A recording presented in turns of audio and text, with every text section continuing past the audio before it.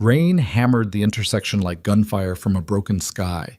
Damian Moretti, young, ruthless, untouchable, bled out behind the wheel of his bullet-riddled sedan while masked shooters vanished into the storm. The heir to the city's most feared crime empire had been ambushed, betrayed, and somehow, half dead and hunted, he stumbled to the one place the underworld would never expect, a quiet midnight bakery owned by the one woman he was forbidden to touch. Clara Vale, civilian, innocent, and the younger sister of his most loyal enforcer. When she opened her back door and found the ghost king of the Moretti Empire bleeding on her doorstep, their fates collided in blood and sugar, and nothing would ever be the same. If you want to see how far this story reaches, drop a like, comment the city you're watching from, and follow me to the end. Let's begin. The first bullet punched through the windshield at 11:47 p.m., and Damian Moretti's world exploded into chaos. He'd been driving alone, mistake number one, through the empty industrial district where shipping containers rusted under flickering streetlights and no witnesses existed. The armored black sedan had been bulletproof once, keyword once. The second volley of gunfire tore through reinforced glass like paper, and Damian yanked the wheel hard right as sparks erupted across the dashboard. 3 SUVs, professional, coordinated. This wasn't some low-level crew trying to make a name. This was an execution.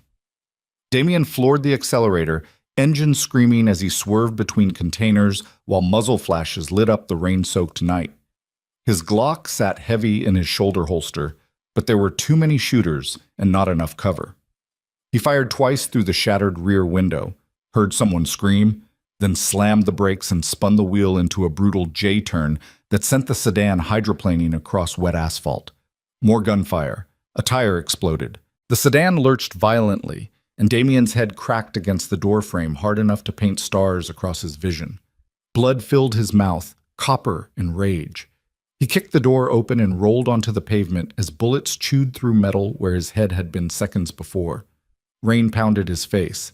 His suit jacket was already soaked, sticking to his ribs where something hot and wet spread beneath the fabric. Shit, he'd been hit. Damian pressed his hand against his side and felt blood pulse between his fingers. Not good. Not fatal yet, but close enough if he didn't move. The SUVs screeched to a stop 50 feet away, doors flying open. 6 masked figures stepped out into the downpour, assault rifles raised, moving with military precision, definitely not amateurs. Damian fired 3 rounds, dropped one shooter, clipped another, then sprinted toward the nearest alley as bullets tore chunks from the brick wall beside his head. His lungs burned. His side screamed. But stopping meant dying, and Damian Moretti had built an empire by refusing to die on anyone's terms but his own.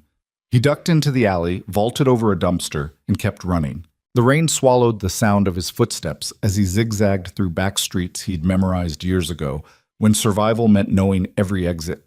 Behind him, voices shouted commands in clipped professional tones. Radios crackled. They were hunting him like a wounded animal, because that's exactly what he was. Damian stumbled, caught himself against a wall, and forced his legs to keep moving. Blood soaked through his shirt now, warm and slick, dripping onto the pavement with every step. His vision blurred at the edges. His phone was shattered in his pocket. No backup, no extraction team. No one even knew he'd left the estate alone tonight. Stupid, arrogant, and now potentially dead. The ambush replayed in his head as he ran. The timing, the location, the precision. This wasn't random. Someone inside the family had leaked his route. Someone close enough to know his schedule, his security protocols, his habits. A traitor. The word tasted worse than blood. Damian rounded another corner and nearly collapsed against a rusted chain-link fence. His breathing came in ragged gasp now, each inhale like swallowing broken glass. The rain plastered his black hair to his forehead, and when he looked down, his white dress shirt was dyed crimson from collar to belt. He needed a safe house, a hospital, something. But every location his organization controlled was potentially compromised, and showing up at a hospital with a gunshot wound meant police, questions, exposure, things that didn't exist in Damian's world. Then, through the rain and delirium, he saw it. A small brick building wedged between 2 larger structures, warm light glowing behind steamed windows. Hand-painted letters on the glass read, Vale's Corner Bakery in faded gold script. The scent of fresh bread and cinnamon drifted into the alley despite the storm, absurdly comforting in the middle of his nightmare. And just like that, one name surfaced through the fog of pain. Clara. Damien staggered forward before his brain could overrule the decision. This was insane, reckless. Clara Vale was civilian territory, untouchable, protected by an unspoken rule enforced by her brother Roman, Damien's most trusted enforcer. Roman had made the boundaries clear years ago. My sister doesn't exist in your world. Ever. Damien had agreed. He'd kept his distance. He'd pretended not to notice Clara on the rare occasions their paths crossed at family gatherings. The way she moved through rooms like sunlight through broken glass, warm and soft and completely unaware of the darkness surrounding her. But now, bleeding out in an alley with nowhere else to go, those boundaries meant nothing. Survival meant breaking every rule. Damien reached the bakery's back door and collapsed against it, his fist pounding weakly on the metal. Once. Twice. His knees buckled and he slid down the door frame, leaving a dark smear of blood on white paint. The door opened. Golden light spilled into the alley, and Clara Vale stood backlit in the doorway, wearing flour-dusted jeans and an oversized cardigan, her dark hair twisted into a messy bun. She'd been laughing at something, probably a podcast or late-night radio show, but the smile died the instant she saw him. Jesus Christ, don't! Damien's voice came out rough, barely recognizable. Don't call anyone. Barely, Clara dropped to her knees beside him, hands hovering over his blood-soaked body like she didn't know where to start. You're shot. You need a hospital. No hospitals. He grabbed her wrist with surprising strength, his fingers slick with blood. They'll find me. Please. Those green eyes, the same shade as Roman's but infinitely softer, locked onto his face, and Damien watched her make the calculation in real time. She knew who he was. Everyone in the city knew the Moretti name, but knowing and seeing were different things, and right now Clara was seeing exactly what the Empire looked like when it bled. She swallowed hard. Can you stand? Maybe. Then do it, now. Clara hooked her arm under his shoulder and hauled him upright with shocking strength for someone barely 5'4". Damien bit back a scream as pain exploded through his torso, but somehow they made it inside. The bakery's back room smelled like yeast and vanilla, all steel counters and industrial ovens still radiating warmth from the day's baking. Clara kicked the door shut and locked it. Upstairs, she said, my apartment. They half climbed, half dragged themselves up a narrow staircase that felt steeper than Mount Everest. By the time they reached her apartment, a tiny studio above the bakery with exposed brick walls and mismatched furniture, Damien's vision had narrowed to a tunnel, and the edges were going dark. Clara maneuvered him onto her couch and immediately started stripping off his jacket. Stay awake, you hear me? Stay awake. Damien tried to laugh and coughed up blood instead. Bossy. Shut up. She peeled back his ruined shirt and her face went pale. Oh, God. The bullet wound sat just below his ribs, an angry red hole pumping blood with each heartbeat. Not immediately fatal if the bullet missed major organs, but bad enough that Damien could feel himself slipping toward unconsciousness. Clara ran to the bathroom and returned with an armful of towels, medical supplies, and a bottle of vodka. She dumped everything on the coffee table and pressed a clean towel against the wound with both hands. I'm not a doctor, she said, voice shaking. I took a first aid course 5 years ago, and I make croissants for a living. Then we're even. Damien's teeth chattered despite the warmth of the apartment. I kill people for a living. Not helping. She kept pressure on the wound while ripping open packages of gauze with her teeth. Her hands trembled, but didn't stop moving. Damien watched her through the haze of pain and shock. The fierce concentration on her face, the way she bit her lower lip when she worked, the flour still dusting her forearms. Roman's baby sister. The girl with the bakery and the soft smile. Currently saving his life. Why'd you open the door? Damien asked, the words slurring together. You knocked. I'm the monster your brother protects you from. Clara looked up then, those green eyes cutting straight through him. Everyone's somebody's monster. Doesn't mean you deserve to bleed out in an alley. She poured vodka directly into the wound, and Damien's back arched off the couch, a strangled sound ripping from his throat. White-hot agony obliterated thought for several seconds.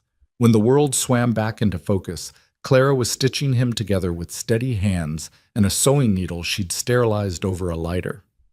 "This is going to be ugly," she warned. "Everything about tonight is ugly." She worked in silence for a while, pulling skin closed with makeshift sutures that would have made any real doctor weep. But they held. That's what mattered. Damien watched her face instead of the needle, focusing on the tiny furrow between her eyebrows, the way she counted stitches under her breath, the smudge of flour on her jaw. "Why were you alone?" Clara asked quietly. "Stupid." "That's not an answer." Damien closed his eyes. "Someone inside the organization set me up. I went alone because I didn't know who to trust. And now? Now I trust even fewer people." She tied off the final stitch and wrapped his torso in layers of gauze and medical tape. Her hands lingered on his skin longer than necessary, fingertips warm against his ribs, and Damien felt something dangerous spark in his chest that had nothing to do with bullet wounds. "You should sleep," Clara said, pulling back. "I'll watch for infection." "You should call your brother." "Absolutely not." "Clara, Roman finds out you're here. He'll kill you himself for involving me." She stood and grabbed a blanket from her bed, draping it over Damien's shivering body. "So you're going to rest, heal enough to move, and then you're leaving and pretending this never happened. Deal?" It wasn't a deal. It was a mercy he didn't deserve. But Damien nodded anyway because the alternative was bleeding out in her living room, and at least this way he got to memorize the way lamplight caught gold in her dark hair. "Deal," he whispered. Clara turned off the overhead light, leaving only a small lamp burning in the corner. She settled into the armchair across from the couch, pulling her knees to her chest, and Damien realized she planned to stay awake all night watching him, guarding him. This civilian girl in her flour-dusted cardigan, protecting the monster from his own organization. The irony would have been funny if it didn't hurt so much. "Clara?" "Yeah?" "Thank you." She didn't answer, but her eyes met his in the dim light, and something passed between them that felt heavier than words. Then darkness pulled him under like a riptide, and Damien Moretti, heir to the most dangerous crime family in the city, surrendered to unconsciousness in a stranger's apartment above a bakery that smelled like home. Fuck. Damien woke to sunlight burning through unfamiliar windows and the scent of fresh coffee. He tried to sit up and immediately regretted it. Pain detonated through his side like a second gunshot, and he collapsed back against the couch with a string of curses that would have impressed his father's worst enforcers. "Easy."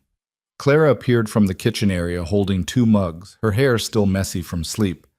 "You're stitched together with embroidery thread and prayer. Don't test it."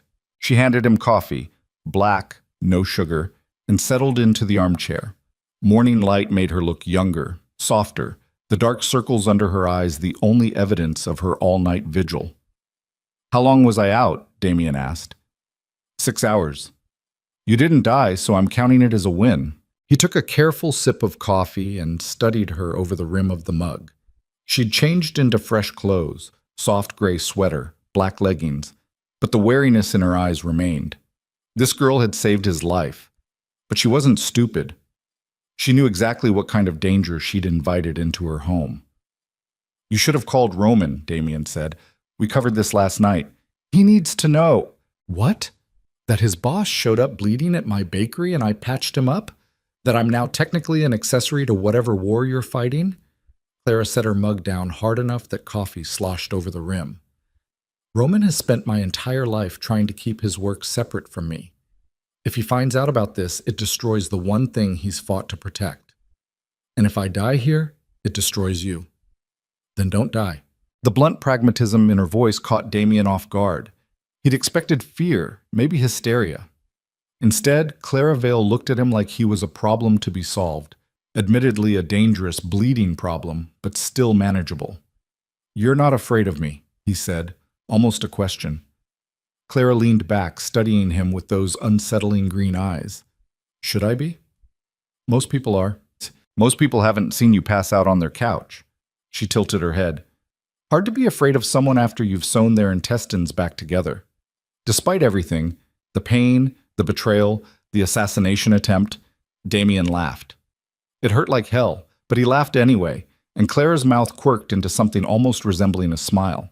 The moment broke when Damien's phone buzzed in his ruined jacket pocket. He dug it out, miraculously still functional despite the cracked screen, and found 17 missed calls from Roman, 32 from his father, and one text message from an unknown number. "You're not dead yet. Disappointing. We'll try again soon." Ice flooded Damien's veins. Clara watched his expression shift. "What is it?" "They know I survived." He forwarded the message to his personal security team, then powered the phone down completely.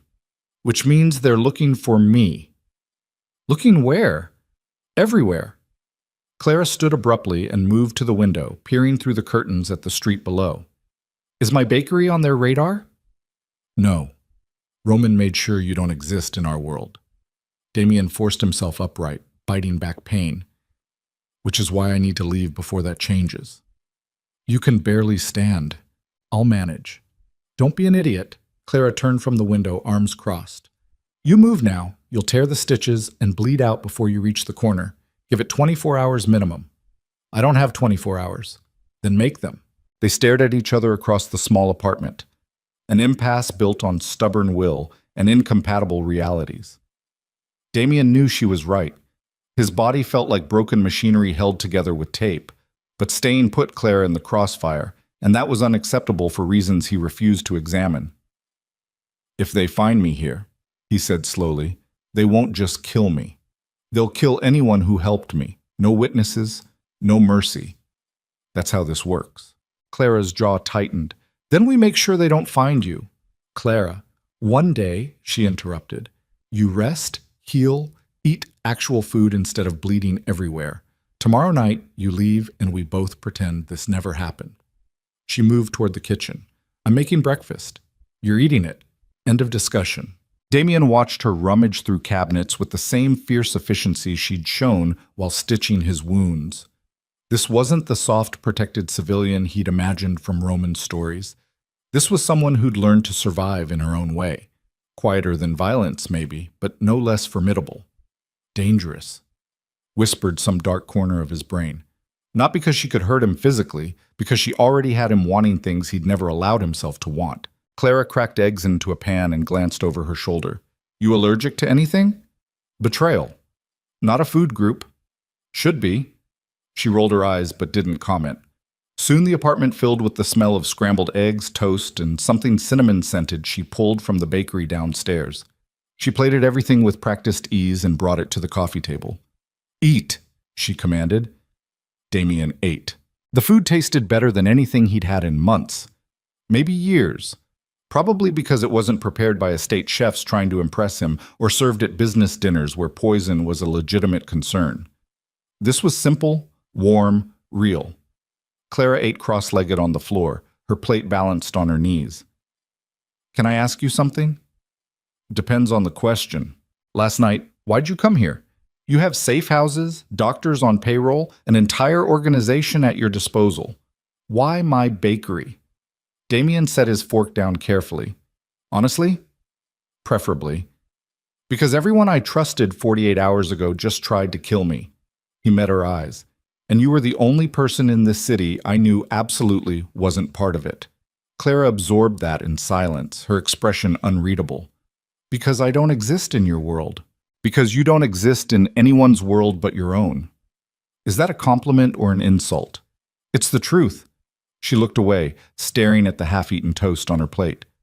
"Roman works so hard to keep me separate from everything. His job, his life, all of it. Sometimes I think he believes I'm made of glass." "Are you?" "What do you think?" Damien's mouth curved into something that wasn't quite a smile. "I think anyone made of glass wouldn't have dragged me inside last night." "Fair point."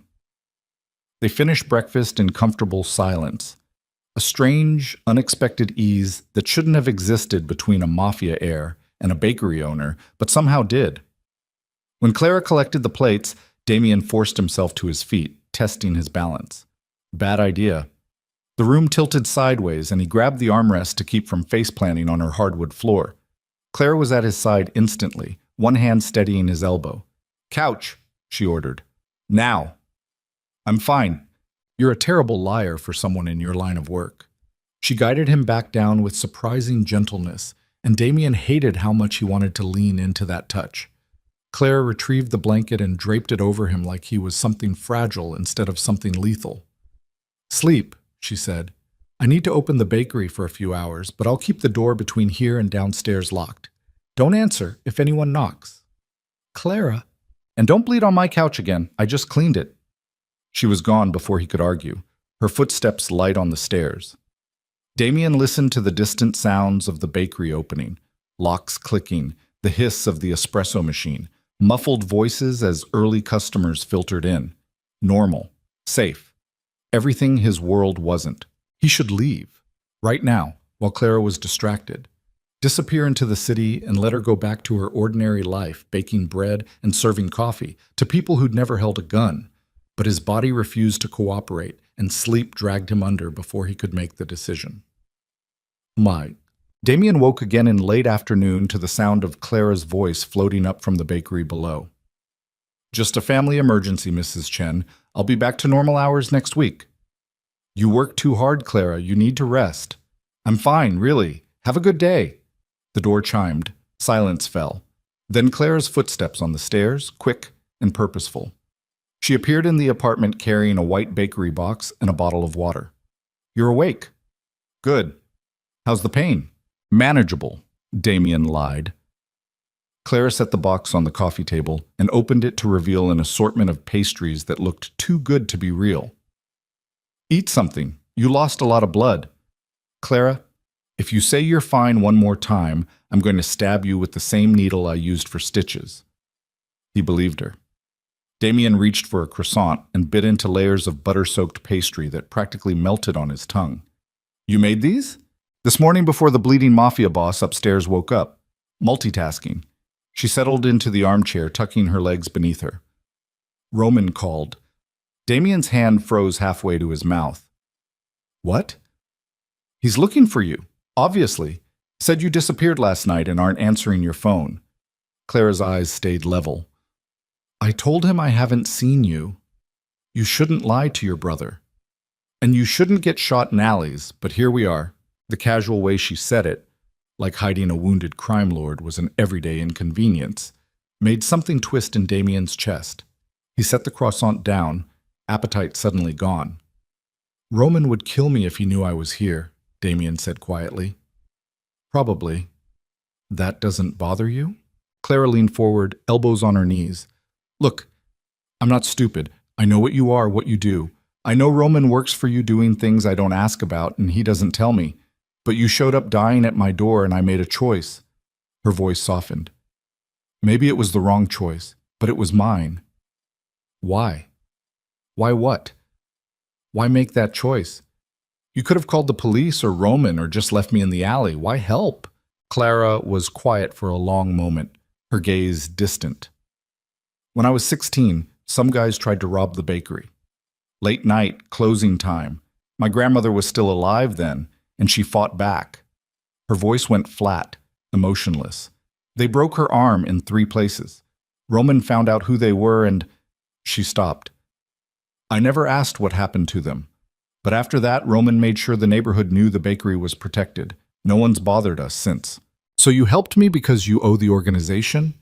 "I helped you because I know what it's like when violence shows up at your door uninvited." She met his eyes.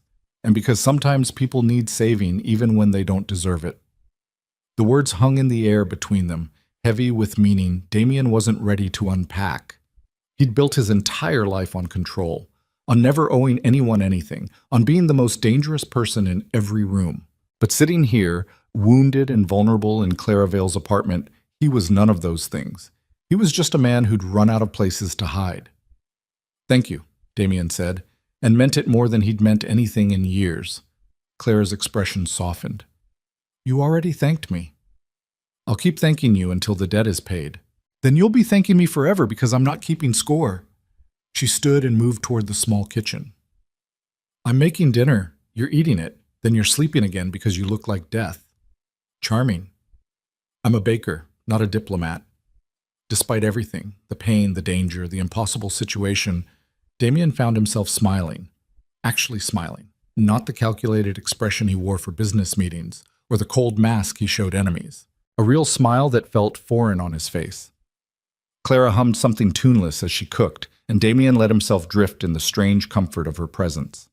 Outside, the city continued its violent churn. Deals made in shadows, bodies dropped in rivers, empires rising and falling over breakfast. But here, in this tiny apartment, above a bakery where flour dust caught the dying sunlight, none of that existed. Here, there was only warmth and safety, and the impossible girl who'd opened her door to a monster. And for the first time in his life, Damien Moretti let himself imagine what it might feel like to stay. Mech. Night fell over the city in shades of purple and gold. Clara brought dinner, pasta with homemade sauce, garlic bread, a side salad that looked suspiciously healthy, and they ate together in the soft glow of lamplight. She told him about the bakery, about her grandmother's recipes, about the regular customers who came in every morning at exactly 7:15 for the same order. Damien listened like her words were scripture. He told her things he'd never told anyone, about the weight of inheriting an empire he never asked for, about his father's impossible expectations, about the loneliness of power. Clara didn't flinch. She didn't judge. She just listened. By the time they finished eating, the space between them had shifted into something neither could name but both recognized. Damien caught himself staring at the curve of her mouth when she laughed, the way lamplight turned her eyes to emeralds, the unconscious grace in her movements. Dangerous, that voice whispered again, not because of who she was, but because of what she made him want to become. You should rest, Clara said eventually, gathering dishes. Big day tomorrow. You know, the whole leave and never speak of this again plan. Right, that plan. But neither of them moved. They stayed frozen in the moment, the apartment silent except for distant city sounds and the thrum of tension building between them. Clara broke first. Damien. His phone exploded with sound. They both jumped. Damien grabbed it from the coffee table and stared at the screen, Roman's name flashing urgently. Don't answer it, Clara said quickly, but Damien knew better. Roman didn't call unless it was life or death, and ignoring him would only make things worse. He swiped to answer and put it on speaker. Where the hell are you? Roman's voice came through tight with barely controlled fury. Your father's losing his mind. The entire organization's tearing itself apart trying to find you. I'm safe, Damien interrupted. That's all you need to know. Bullshit. Someone tried to kill you, someone inside. Until we know who, you're not safe anywhere. I'm handling it. By going dark? By disappearing. Roman's breath came harsh through the speaker. Damien, whoever did this is still out there. They'll try again. I know. Then come in. Let us protect you. How do I know you're not part of it? Silence stretched across the line, wounded, heavy silence that made Clara's expression crumble. You don't, Roman finally said, his voice low. But if I wanted you dead, you'd be dead. So either trust me or don't, but stop playing ghost and... He paused. Where are you? Somewhere safe.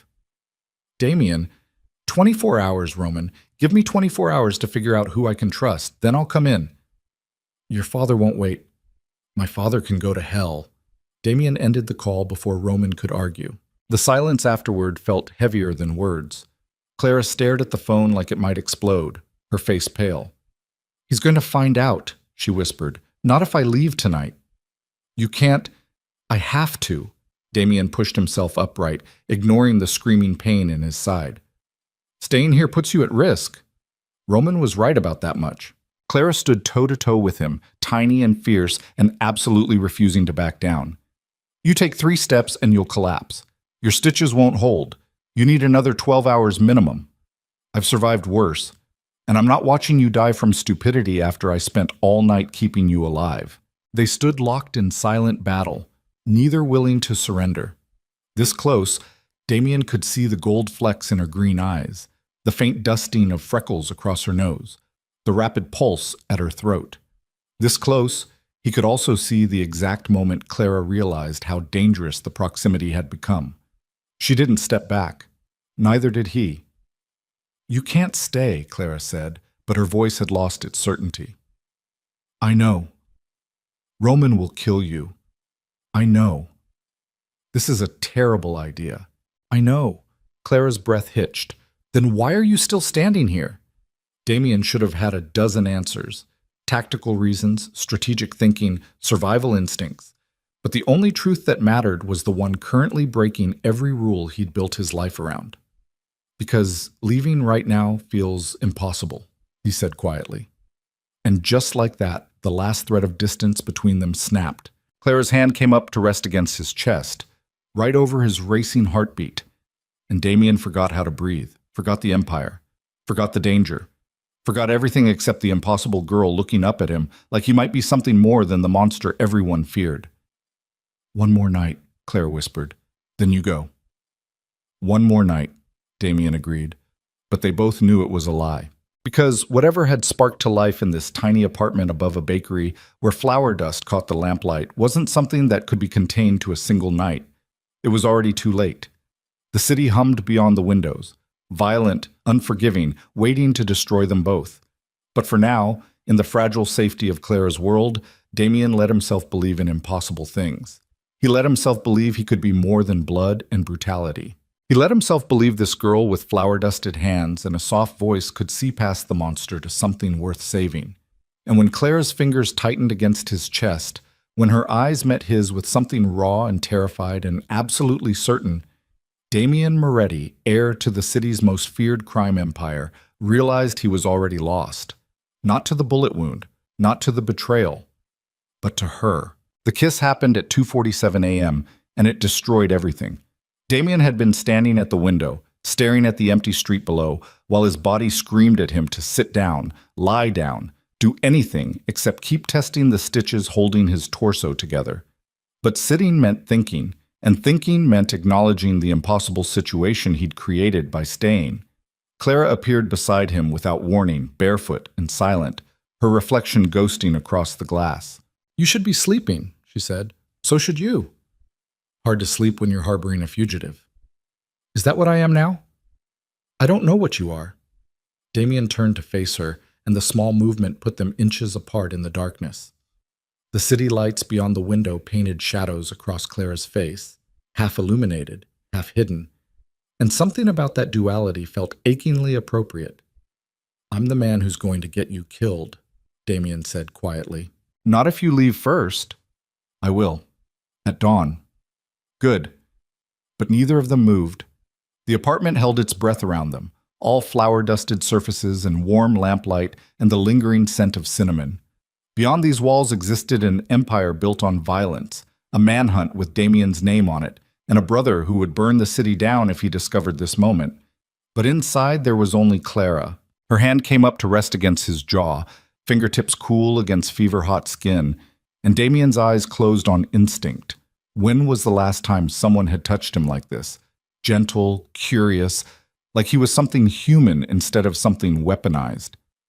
"This is a mistake," Clara whispered. "I know." "We can't." "I know." Her thumb traced his cheekbone. "Then why does it feel inevitable?" Because it was. From the moment she'd opened her door and found him bleeding. From the moment she'd made the choice to drag him inside instead of leaving him to die. From the first shared cup of coffee, to the first real conversation, to the first time their eyes met and held for too long. Inevitable. Damien's hand found the curve of her waist, his palm spanning the small of her back, and Clara inhaled sharply. The distance between them evaporated, not in a rush, but in a slow gravitational collapse neither could stop. "Damien," he kissed her. Not gently, not tentatively, but with the raw desperation of a man who'd spent his entire life denying himself softness and suddenly couldn't remember why. Clara made a small sound against his mouth, surprise or surrender, impossible to tell, and then she was kissing him back with equal ferocity. Her hands fisted in his shirt, pulling him closer despite the blood-soaked bandages, despite the danger, despite everything screaming this would end in ruin. The world narrowed to sensation. Her mouth tasted like mint and recklessness. Her body fit against his like a missing piece he'd never known he'd lost. When Damien's hand slid into her hair and tilted her head back, Clara's breath hitched and he felt it in his bones. Wrong. This was wrong on every level, but God, it felt like the first right thing he'd done in years. Clara broke the kiss first, gasping for air, her forehead pressed against his. "We can't do this." "I know. Roman will kill you." "Let him." "I'm serious." Damien kissed her again, slower this time, deliberate. Clara melted into it with a soft whimper that nearly undid him completely. His wounded side protested the movement, but he ignored it, too lost in the taste of her, the warmth of her, the impossible reality of holding something good in his blood-stained hands. When they finally broke apart, both breathing hard, Clara's eyes had gone dark, and her lips were swollen, and she looked absolutely wrecked. "Dawn," she whispered. "You leave at dawn." "Dawn," Damien agreed, but his hands didn't leave her waist, and Clara didn't step back, and they both knew dawn would come and change nothing. Because the kiss had already rewritten the rules. Damien woke alone on the couch, with morning light burning through the windows, and Clara's voice drifting up from the bakery below, bright and professional, as she served customers who had no idea a wanted man slept 15 feet above their heads. His phone sat on the coffee table, screen dark and silent. 23 missed calls overnight, 14 from Roman, 9 from his father's office. The rest from various lieutenants and enforcers, all asking the same question in different words. "Where the hell are you?" Damien powered it down completely. He forced himself upright, testing his body's limits. The pain had dulled from excruciating to merely agonizing. Progress. His stitches held. The bandages showed no fresh blood. Clara's amateur medical work had bought him time he shouldn't have had. Time he was now using to make everything worse. Because last night's kiss hadn't been a mistake. It had been a declaration. Damien stood carefully and moved to the small bathroom, catching his reflection in the mirror above the sink. He looked like hell. 3 days of stubble, skin pale beneath bruises, eyes hollow with exhaustion. The monster his enemies feared reduced to a wounded animal hiding in a civilian's apartment. Pathetic. He splashed cold water on his face and tried not to think about the way Clara had tasted. The soft sound she'd made when he'd kissed her. The feel of her fingers tangled in his hair. Failed completely. Footsteps on the stairs. Clara appeared in the doorway holding a white bakery bag and 2 cups of coffee, her hair twisted into a practical bun. She'd changed into fresh clothes, dark jeans, a soft blue sweater, and looked absolutely nothing like someone who'd spent the previous night kissing the city's most wanted man. "You're awake," she said, setting breakfast on the coffee table. "How's the side?" "Fine." Liar. But her tone held no judgment, just tired acceptance of his refusal to admit weakness. They sat at opposite ends of the couch, careful distance, like proximity might reignite whatever had burned between them last night. Damien accepted the coffee and a still warm croissant that probably cost more in skill than it did in ingredients. "You should eat real food," Clara said, "not just pastries." "This is real food. Carbs and butter aren't a food group." "Should be." Clara almost smiled. Almost. But tension radiated from her in waves, and when her eyes met his, Damien saw the same conflict he felt mirrored in green depths. Last night had changed everything, and they both knew it. "Roman called again this morning," Clara said quietly. 3 times before I even opened." "What'd you tell him?" "That I haven't heard from you, that I'm worried too." She picked at her croissant without eating. He sounded wrecked, Damien, scared. Guilt twisted like a knife between Damien's ribs. Roman was his best friend, his most loyal enforcer, the one person in the organization he'd trusted absolutely. And now Damien was lying to him while hiding in his sister's apartment and kissing her in the dark. Betrayal wore many faces. "I'll call him today," Damien said. "Let him know I'm alive." "And then?" "Then I disappear properly. Leave the city until I figure out who tried to kill me." Clara's fingers tightened around her coffee cup. "Just like that? You vanish and leave everything behind?" "It's the smart play. It's the coward's play." The words hit harder than any bullet. Damien's jaw tightened, something dangerous flickering behind his eyes. "Say that again." "You heard me." Clara set her cup down with controlled force. "Running doesn't solve the problem. Someone in your organization tried to murder you. They'll try again the second you resurface. So either you find them now, or you spend the rest of your life looking over your shoulder. And if finding them means burning everything down, then burn it." The fierce certainty in her voice caught Damien off guard. This wasn't the soft civilian Roman had spent years protecting. This was someone who understood violence even if she didn't participate in it, someone who'd grown up in the shadow of the underworld and learned its language through proximity. You don't know what you're asking, Damien said. Don't I? Clara leaned forward, eyes blazing. I grew up watching my brother leave for work and praying he'd come home. I spent 10 years lying awake wondering if tonight was the night someone put a bullet in him. I know exactly what your world costs. Then why the hell did you let me stay? Because I'm an idiot with a savior complex who can't leave wounded things to die in alleys. I'm not some stray dog, Clara. No, you're worse. You're a man who showed up dying at my door and then kissed me like I was the only thing keeping you alive. Her voice cracked. So don't talk to me about smart plays and disappearing. Either fight for what's yours or admit you've already lost. Silence fell heavy between them.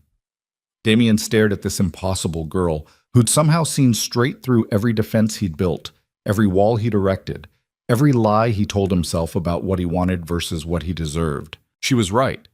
Running solved nothing. But staying meant war, and war meant casualties. And the first casualty would be the fragile thing growing between them that had no name and no future and absolutely no chance of survival. If I stay and fight, Damien said slowly, people will die. People are dying anyway. If I stay, you become a target. Clara met his eyes without flinching. I became a target the second I opened my door. Clara. No. She stood abruptly, crossing to the window. You don't get to protect me by making decisions for me. I'm not Roman's baby sister anymore, and I'm not some fragile civilian who needs saving. I made a choice to help you. I'm making another choice now. She turned, silhouetted against morning light.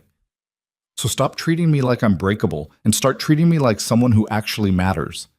The words punched through Damien's chest and lodged somewhere near his heart. Someone who actually matters. As if there was any universe where she didn't. He crossed the room in 3 painful strides and framed her face with both hands, thumb tracing her jaw. Claire's breath caught, but she didn't pull away. You matter, Damien said roughly. You matter more than anything I've built or fought for or killed to protect. That's the problem. Why is it a problem? Because keeping you safe means walking away. And if I don't want you to, then we're both idiots. Claire's lips curved into something sad and defiant. Good. I hate being an idiot alone. Damien kissed her again because words were failing and touch was the only language that made sense anymore. Clara kissed him back with equal hunger, her hands fisting in his shirt, pulling him closer despite the impossibility of it all. When they finally broke apart, both breathing hard, reality crashed back in. Damien's phone buzzed on the coffee table. Another call. Another reminder of the world waiting beyond these walls. You should answer that, Clara whispered. I should. But he didn't move, and neither did she, suspended in the fragile space between who they were supposed to be and who they were becoming. The phone stopped buzzing, started again immediately. This time Damien grabbed it, glancing at the screen. Roman's name flashed urgent and relentless. I need to take this, Damien said. Clara nodded and stepped back, giving him space but not leaving the room. Damien answered, I'm alive. Where the fuck are you? Roman's voice came through raw with fury and fear. Do you have any idea what's happening right now? Your father's called a meeting. Every lieutenant, every captain, everyone who matters. They're gathering at the estate in 2 hours to discuss succession because you've been missing long enough that people are assuming you're dead. Succession? Your father wants to name a new heir. Ice flooded Damien's veins. He can't do that. He can if you're not there to stop him. Roman's breath came harsh through the speaker. Damien, whatever you're doing, wherever you are, come home, now, or you lose everything. The empire, the throne, everything he'd been groomed for since birth. Damien looked at Clara, standing silhouetted against the window in her tiny apartment above a bakery that smelled like cinnamon and safety. She watched him with knowing eyes, already reading the decision forming behind his expression. 2 hours? Damien said. 2 hours, Roman confirmed. And Damien, watch your back. Whoever tried to kill you is probably going to be in that room. The line went dead. Damien set the phone down carefully, every movement controlled despite the adrenaline flooding his system. Clara crossed her arms, waiting. You have to go, she said. Not a question. If I don't show up, I lose the organization. And if you do, then I walk into a room full of people where at least one wants me dead. Sounds fun. Despite everything, Damien almost laughed. Your definition of fun is concerning. I grew up around Roman. My definition of everything is concerning. Clara moved closer, her expression serious. Can you fight like this? With the wound? I'll manage. That's not an answer. It's the only one I have.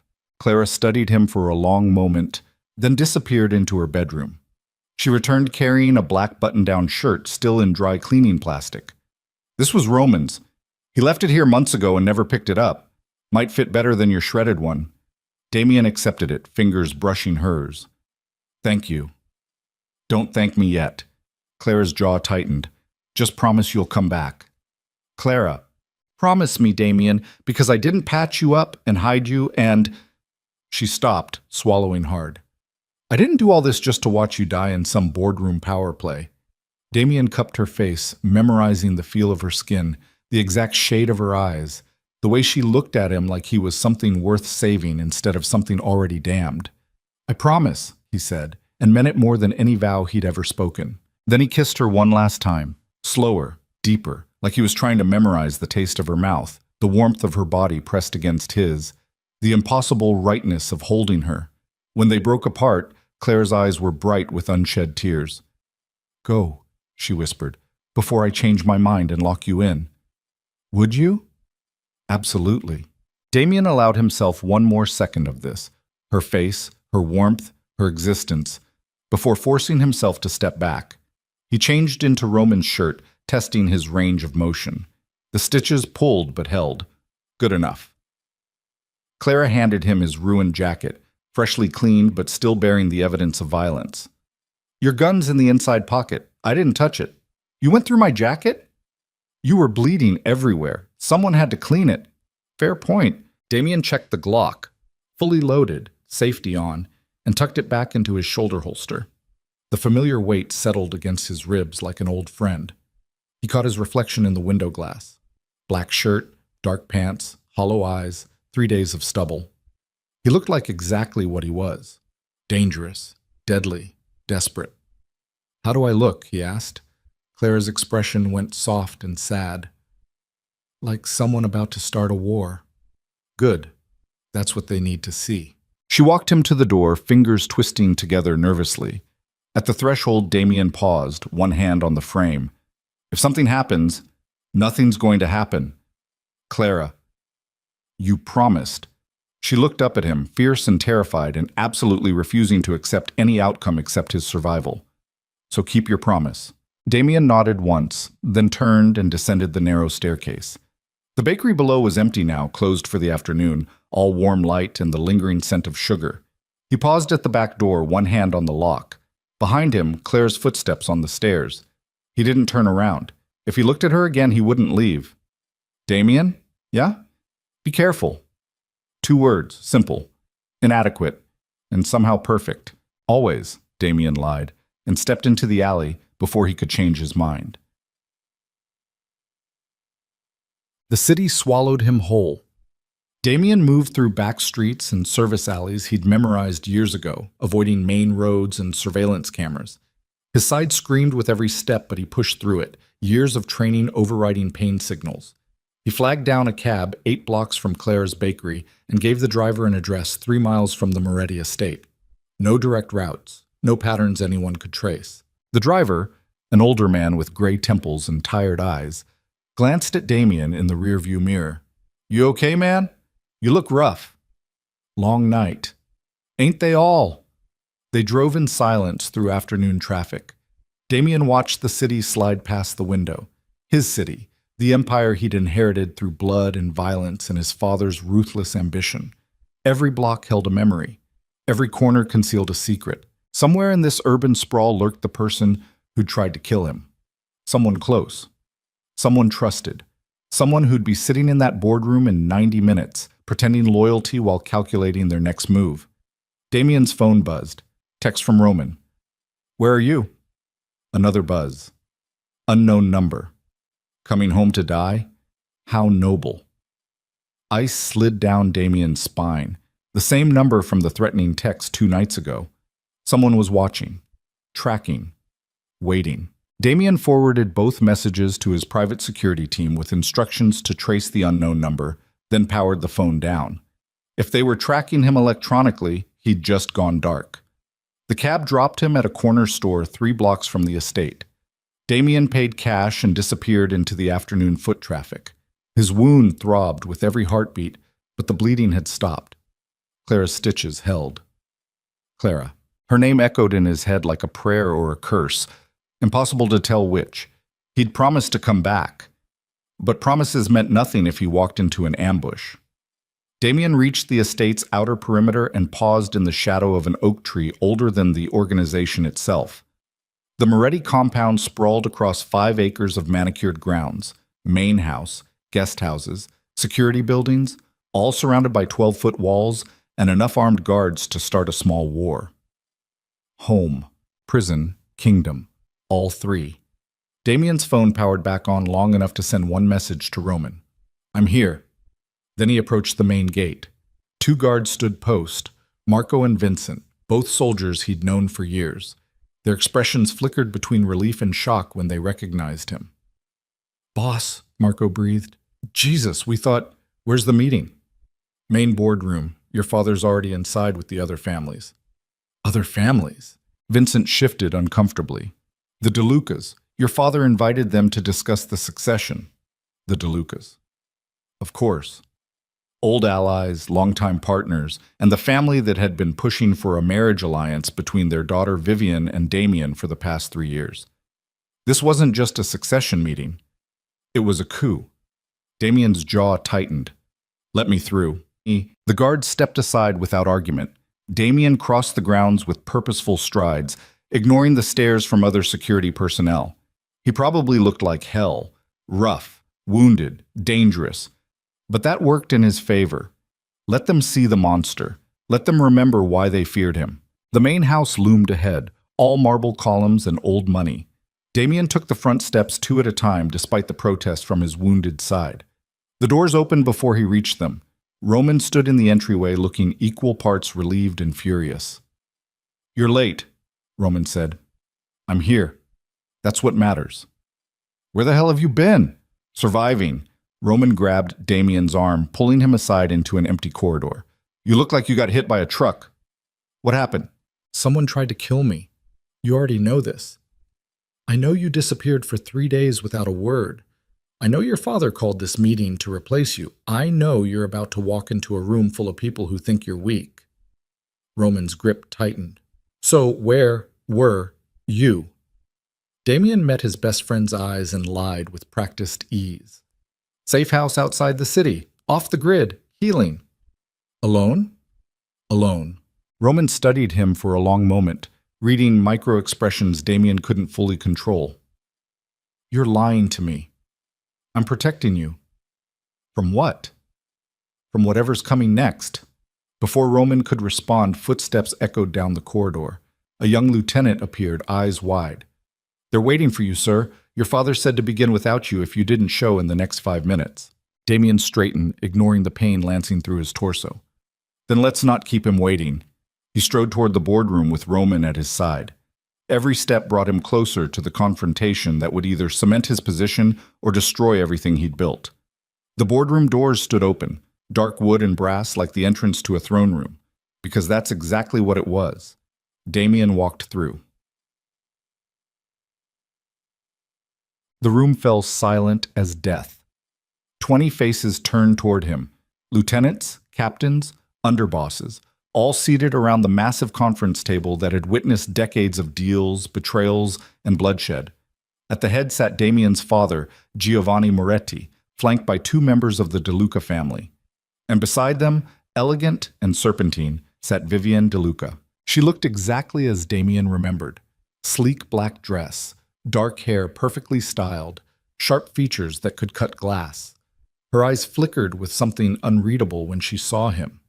Surprise? Disappointment? Impossible to tell. "You're late," Giovanni said, his voice cold and formal. The voice of a king addressing a subordinate, not a father greeting his son. "I'm here," Damien replied, moving to stand at the opposite end of the table. Every eye in the room tracked his movement, taking in his rough appearance, his obvious injury, the barely controlled violence radiating from his posture. Good. Let them see what survival looked like. We were just discussing your absence, Giovanni continued. 3 days without contact, no word of your location. The organization interpreted this as either incompetence or cowardice. Or intelligence, Damien countered. Someone tried to kill me. I went underground to figure out who before giving them a second chance. Murmurs rippled around the table. Several lieutenants exchanged glances. Vivian's expression remained perfectly neutral, but something flickered behind her dark eyes. And did you? One of the DeLuca representatives, Antonio, Vivian's uncle, leaned forward. Figure out who? Working on it. Not good enough. Giovanni stood, commanding attention through sheer presence. This organization cannot function with an heir who disappears the moment trouble arrives. Leadership requires visibility, strength, decisiveness. I'm standing here, aren't I? You're standing here wounded, disheveled, and 3 days late. Giovanni's gaze swept the room. Which is why I've called this meeting, to discuss alternative succession plans. There are no alternatives, Damien said flatly. I'm your heir. That doesn't change because I survived an assassination attempt. It changes when your survival comes at the cost of the organization's stability. The words hung in the air like drawn blades. This wasn't about succession. This was about control. Giovanni wanted to remind everyone, especially Damien, who really held power in the Moretti Empire. And he'd chosen to do it publicly, in front of allies and subordinates, to maximize humiliation. Classic move. Damien had learned from the best. So what's your proposal? Damien asked, voice dangerously calm. Strip me of the heir position? Hand it to someone else? Or were you thinking of a marriage alliance to stabilize things? His eyes cut to Vivian. She smiled slightly, acknowledging the hit. A marriage alliance would certainly help, Giovanni said. The DeLuca family has been generous allies. Combining our organizations through formal union would benefit everyone. Everyone except me? Your personal preferences are irrelevant, are they? Damien moved around the table slowly, every step calculated. Because last I checked, I'm the one who's been running operations for the past 2 years while you played politics. I'm the one who doubled our territory. I'm the one who earned respect through action, not manipulation. Respect means nothing when you're dead. But I'm not dead, am I? Damien stopped directly across from his father. I survived. Despite the ambush, despite the betrayal, despite whoever in this room decided I was expendable. So maybe the question isn't whether I'm fit to lead. He let his gaze sweep every face around the table. Maybe the question is who's guilty. Silence crashed through the room like a physical force. Several people shifted uncomfortably. Others stared at the table. Vivian's smile never wavered, but her fingers tightened almost imperceptibly on her water glass. You're accusing someone here? Giovanni's voice went cold. I'm saying the ambush was professional, well-timed, expertly executed. That takes inside knowledge. Or luck. I don't believe in luck, Father. I believe in patterns. And the pattern says someone close set me up. Damien's hand rested casually on the back of an empty chair, but the threat in his posture was unmistakable. So here's what's going to happen. I'm going to find who did this. And when I do, I'm going to make an example that'll be remembered for decades. Big talk from someone who spent 3 days hiding, Vivian said, speaking for the first time. Her voice was silk over steel. Where were you, Damien? Really? Their eyes met across the table. She knew something, or suspected something. The calculation behind her smile said she was fishing, testing, looking for weakness. Somewhere safe, Damien said. Safe from whom? Everyone. Including your own people? Especially my own people. Vivian's smile widened. How lonely that must be, having no one to trust. I manage. Do you? She leaned forward slightly. Because from where I'm sitting, you look exhausted, wounded, desperate. Not exactly the image of a strong leader. And yet I'm still standing. For now. The threat was subtle but unmistakable. Damien read it clearly. Vivian knew something, or had done something, and was daring him to figure out what before it was too late. Roman stood from his seat at the far end of the table. Enough. This isn't helping anyone. Damien's alive. He's here. The succession question is settled. Is it? Giovanni's expression remained cold. Because I see a wounded man making threats he can't back up. Then let me back them up. Damien straightened to his full height, ignoring the screaming pain in his side. Give me 1 week. 7 days to find the traitor and prove I'm fit to lead. If I fail, we can revisit succession. But until then, I'm still your heir and I'm still running this organization. And if you're killed during this week, then you'll have your answer about whether I was strong enough. Father and son stared at each other across the boardroom. Two apex predators locked in silent battle for dominance. The rest of the room held its breath. Finally, Giovanni nodded once. 1 week. But Damien? Yes? If you fail, the wedding with Vivian moves forward immediately. No arguments, no delays. Ice flooded Damien's veins. This had been the play all along. Force him into a corner where the only escape was marriage to a woman he didn't trust, cementing an alliance that would benefit everyone except him. Classic manipulation, and Damien had walked right into it. He glanced at Vivian, who was watching him with predatory interest, then at Roman, whose expression had gone carefully blank. 1 week. 7 days to find a traitor, survive whatever came next, and figure out how to escape the trap closing around him, all while protecting Clara from the fallout. Deal, Damien said, because he had no other choice. Excellent. Giovanni resumed his seat. Then this meeting is adjourned. Everyone back to your posts. And Damien? His father's eyes held zero warmth. Get cleaned up. You look like hell. The room emptied quickly, people eager to escape the tension. Within minutes, only Damien, Roman, and Vivian remained. Vivian stood gracefully, smoothing her dress. Walk me out, Damien? I'm busy. It wasn't a request.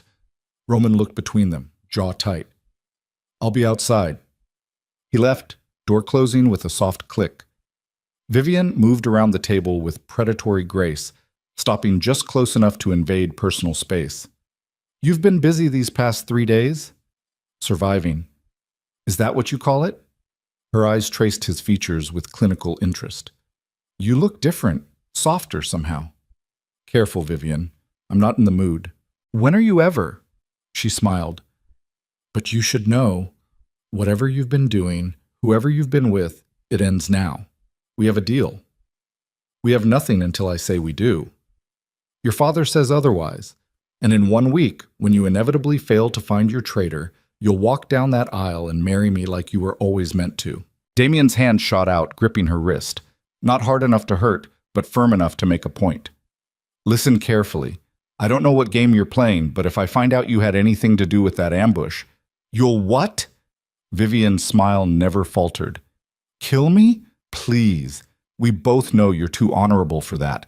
It's your greatest weakness. She twisted her wrist free with surprising strength and stepped back. 1 week, Damien. 7 days until you're mine. She headed for the door, pausing at the threshold. Oh, and whoever she is? The woman who patched you up and made you forget yourself? I'd keep her very, very far away from all this, because when I find out who she is, Vivian's smile turned razor sharp. I'm going to destroy her. Then she was gone, heels clicking down the corridor like a countdown timer. Damien stood alone in the empty boardroom, his father's ultimatum ringing in his ears and Vivian's threat burning in his chest. 1 week, 7 days to save everything, including Clara, especially Clara. His phone buzzed. Text from an unknown number. Tick-tock, little prince. The clock is running. Damien stared at the message, rage and fear warring in his chest. Then he forwarded it to his security team and walked out of the boardroom with one thought crystallizing into absolute certainty. Someone was going to die before this week ended. He just had to make sure it wasn't him. Or the woman he'd left behind in a bakery that smelled like cinnamon and safety. The woman who'd somehow become the only thing worth fighting for in his entire blood-soaked empire. Damien didn't go back to Clara. Not that night. Not the next day. Not when every instinct screamed to run to her bakery and bury himself in the only safety he'd known in years. Because Vivian's threat hung over him like a guillotine blade, and the moment he went near Clara, that blade would drop. So instead, Damien became a ghost. He moved through the city's underworld with surgical precision, calling in every favor, interrogating every contact, following every thread that might lead to the person who'd orchestrated the ambush. Roman stayed at his side through it all, silent, watchful, reading the tension in Damien's shoulders like a book written in a language only best friends understood.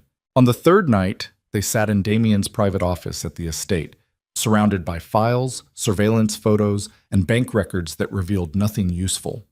Damien's wound had started healing properly, the pain dulling to a manageable throb, but exhaustion carved shadows under his eyes. "You need to sleep," Roman said from the leather chair across the desk. "I need answers. You need to not collapse."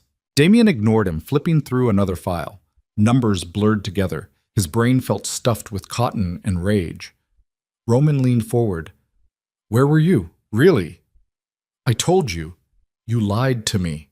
Roman's voice stayed level, but something dangerous flickered behind his eyes. 3 days. You disappeared for 3 days. And I know you weren't at any safe house because I checked every single one. Damien's hands stilled on the papers. "Drop it, Roman." "Can't. Because my best friend is lying to me, and the only reason someone lies is because they're protecting something." Roman's jaw tightened. Or someone. The air between them turned sharp as broken glass. Damien looked up slowly, meeting Roman's gaze. For a long moment, neither spoke, the silence heavy with unasked questions and unspoken truths. "Let it go," Damien said quietly. "I can't." "You have to." "Why?"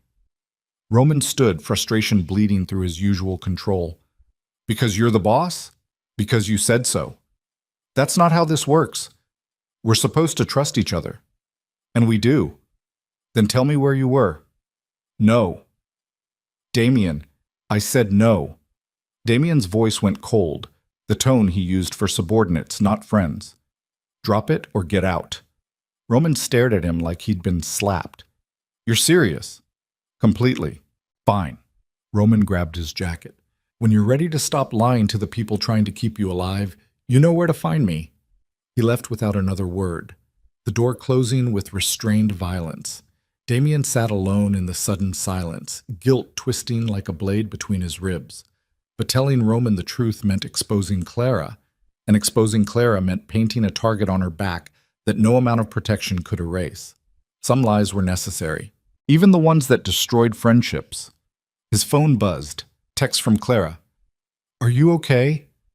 3 words that shouldn't have hit as hard as they did. Damien stared at the message for a full minute before typing back, "Fine. Busy. Don't worry." The response came immediately. "Too late for that." Then, "When can I see you?" Damien's thumb hovered over the keyboard. The smart answer was never. The safe answer was, "When this is over." The honest answer was, "Right now, because I'm drowning and you're the only thing keeping me afloat." He typed, "Soon. I promise." Another lie. He was getting good at those. The break came on day 5. Marco, one of Damien's security team, walked into his office at midnight carrying a tablet and wearing an expression that said he'd found something big. "Boss, you need to see this." Damien looked up from the financial records he'd been cross-referencing for 6 hours straight. "What is it?" Marco set the tablet on the desk, pulling up a series of bank transactions. "We traced that unknown number sending you threats. Took forever because whoever set it up used multiple layers of encryption and routing. And we finally cracked it." Marco's finger tapped the screen. 3 wire transfers. All made the day before your ambush. All from the same offshore account. Damien leaned forward, studying the numbers. 200,000. Split between 3 different recipients. Payment for a professional hit. "Can you trace the source account?" "Already did." Marco swiped to another screen. "Took some creative accounting, but we followed the money back through shell companies and front organizations until we hit the original deposit." He pulled up a final document. Damien stared at the name on the screen and felt the world tilt sideways. DeLuca Holdings. Vivian's family company. "That's not all," Marco continued, pulling up another file. "Check the timestamps on these messages." A series of text exchanges appeared. Encrypted communications between the unknown number and 3 different phones. The content was damning. Coordinates for the ambush site, details about Damien's route, confirmation of payment upon completion, and every single message originated from the same location, the DeLuca estate. Jesus Christ, Damien breathed. There's more. Marco pulled up surveillance footage from the night of the ambush. We finally got access to traffic cameras near the scene. Watch this. The grainy video showed 3 SUVs converging on the intersection. In the front passenger seat of the lead vehicle, visible for just 3 frames before the window tinted black, sat a figure in expensive clothes and perfectly styled dark hair. Vivienne. She'd been there. She'd orchestrated the entire thing. The assassination attempt. The threats. The manipulation of his father.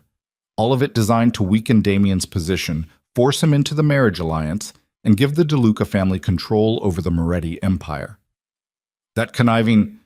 Damien couldn't even finish the sentence. Rage flooded his system so completely that his hands shook. Where is she now? Back at her estate. Want me to bring her in? No. Damien's mind raced through possibilities, calculating angles. She can't know we have this yet. The second she realizes we've traced it back to her, she'll destroy the evidence and blame someone else. So what do you want to do? Damien stood, ignoring the protest from his healing wound. Call an emergency meeting. Every lieutenant, every captain. The DeLucas too, tomorrow night at the estate. Boss, I'm going to bury her in front of everyone. Damien's voice went deadly calm. Every family that matters will watch Vivienne DeLuca get exposed for what she is. And when I'm done, there won't be enough left of her reputation to fill a matchbox. Marco nodded and left to make the arrangements. Damien stood alone in his office, staring at the evidence on the tablet screen. Vivienne had tried to kill him, had manipulated his father, had threatened Clara, and now she was going to pay for all of it. His phone buzzed. Text from Clara. I miss you. 3 words that made his chest ache. Damien typed back, tomorrow. I'll explain everything tomorrow. This time it wasn't a lie. Tomorrow, he'd end this. Tomorrow, he'd reclaim his empire. Tomorrow, he'd be free to choose what he wanted instead of what was expected. And what he wanted was currently running a bakery and worrying about him despite every reason not to. Damien pocketed the phone and started planning the confrontation that would either save everything or destroy it completely. The boardroom filled quickly the following evening. 24 hours notice for an emergency meeting wasn't much, but everyone showed. The Moretti lieutenants and captains filed in first, taking their usual seats around the massive table. Then came the DeLuca representatives, Antonio, Vivienne's uncle, followed by her father Carlo, and finally Vivienne herself. She wore red tonight, blood red, like she knew what was coming and chose to dress for war. Her eyes found Damien's across the room and something predatory flickered in their depths. She thought she'd won, thought the week was almost up and Damien had failed to find his traitor. She had no idea the trap was already sprung. Giovanni entered last, taking his seat at the head of the table with the bearing of someone who believed he still controlled everything. Roman slipped in behind him, positioning himself near the door. Their eyes met briefly, still not speaking, still not resolved. But Roman's presence meant he was here for whatever came next. This better be important, Giovanni said. It's not protocol to call emergency meetings without advance notice. It's important. Damien stood at the opposite end of the table, a folder of documents sitting closed in front of him. I found the traitor. The room went absolutely silent. Every face turned toward him. Vivienne's expression remained perfectly neutral, but her fingers tightened almost imperceptibly on her water glass. Explain, Giovanni commanded. 5 days ago, I promised to find whoever orchestrated my assassination attempt. Damien's voice carried through the room with cold precision. I've spent this week following the money, tracing communications and gathering evidence, and I found exactly what I was looking for. He opened the folder and slid the first document across the table. Bank transfer records. $200,000, wired to 3 separate accounts the day before the ambush. Professional hitmen don't work for free. Carlo DeLuca leaned forward, studying the papers. These accounts could belong to anyone. They do belong to someone. 3 convicted felons with expertise in tactical operations. all currently sitting in federal lockup awaiting trial for unrelated charges. Damien slid another document across. They've been very cooperative with my investigators. More papers followed. Testimony, confessions, communications logs.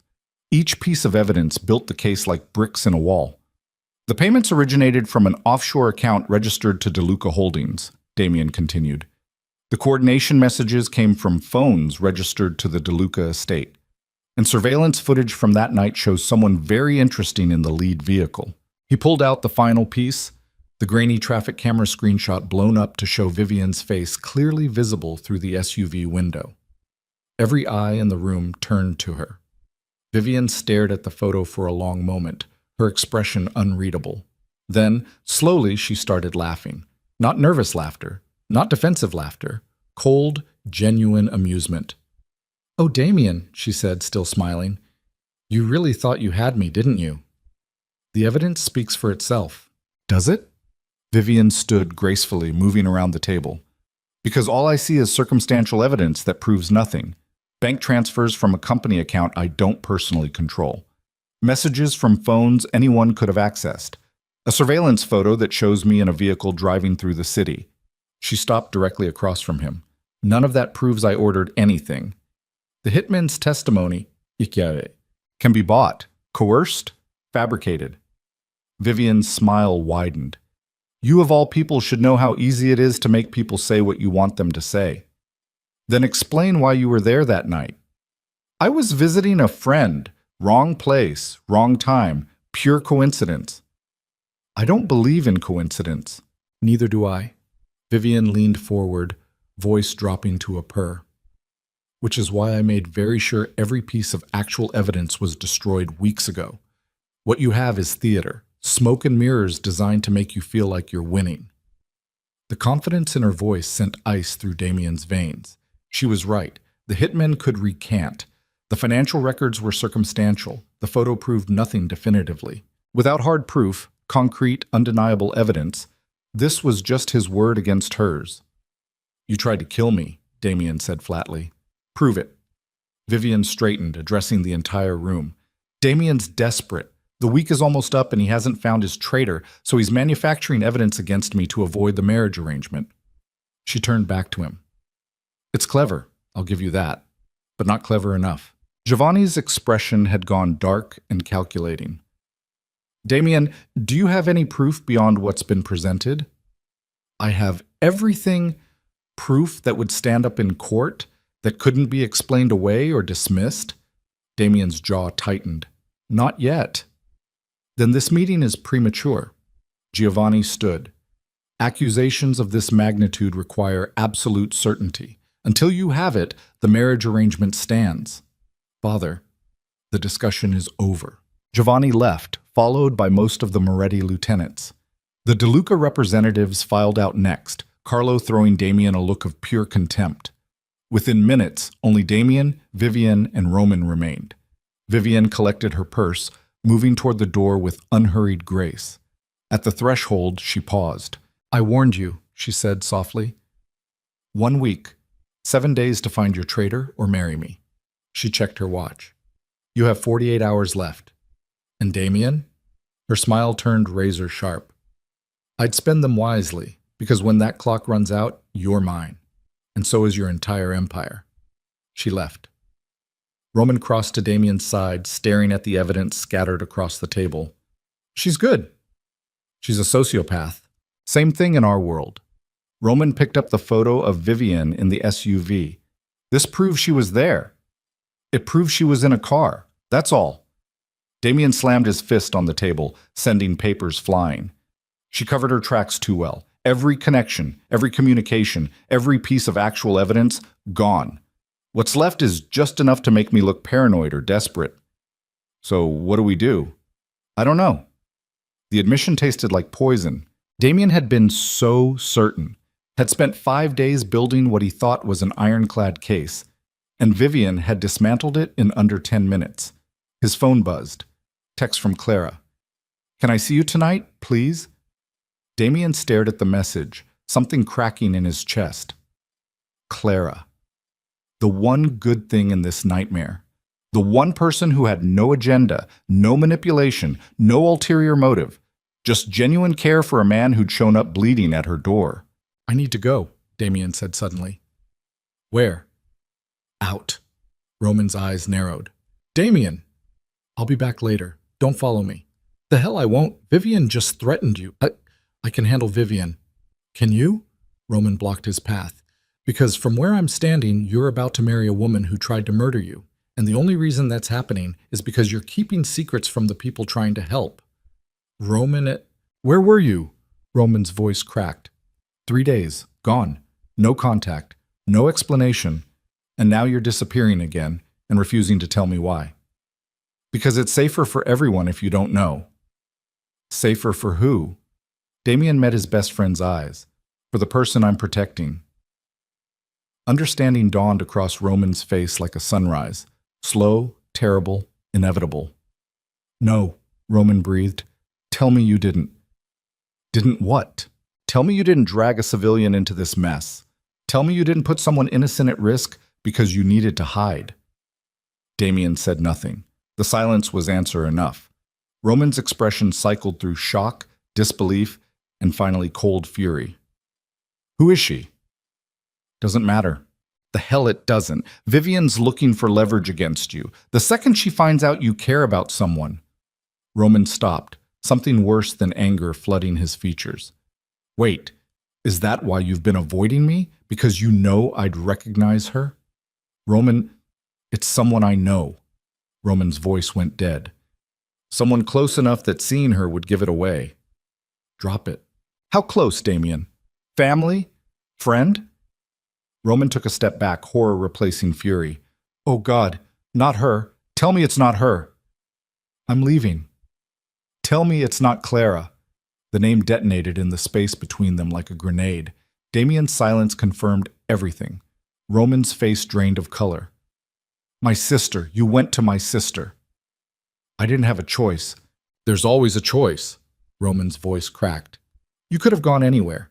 Any safe house, any contact, any of the dozens of places designed exactly for this situation.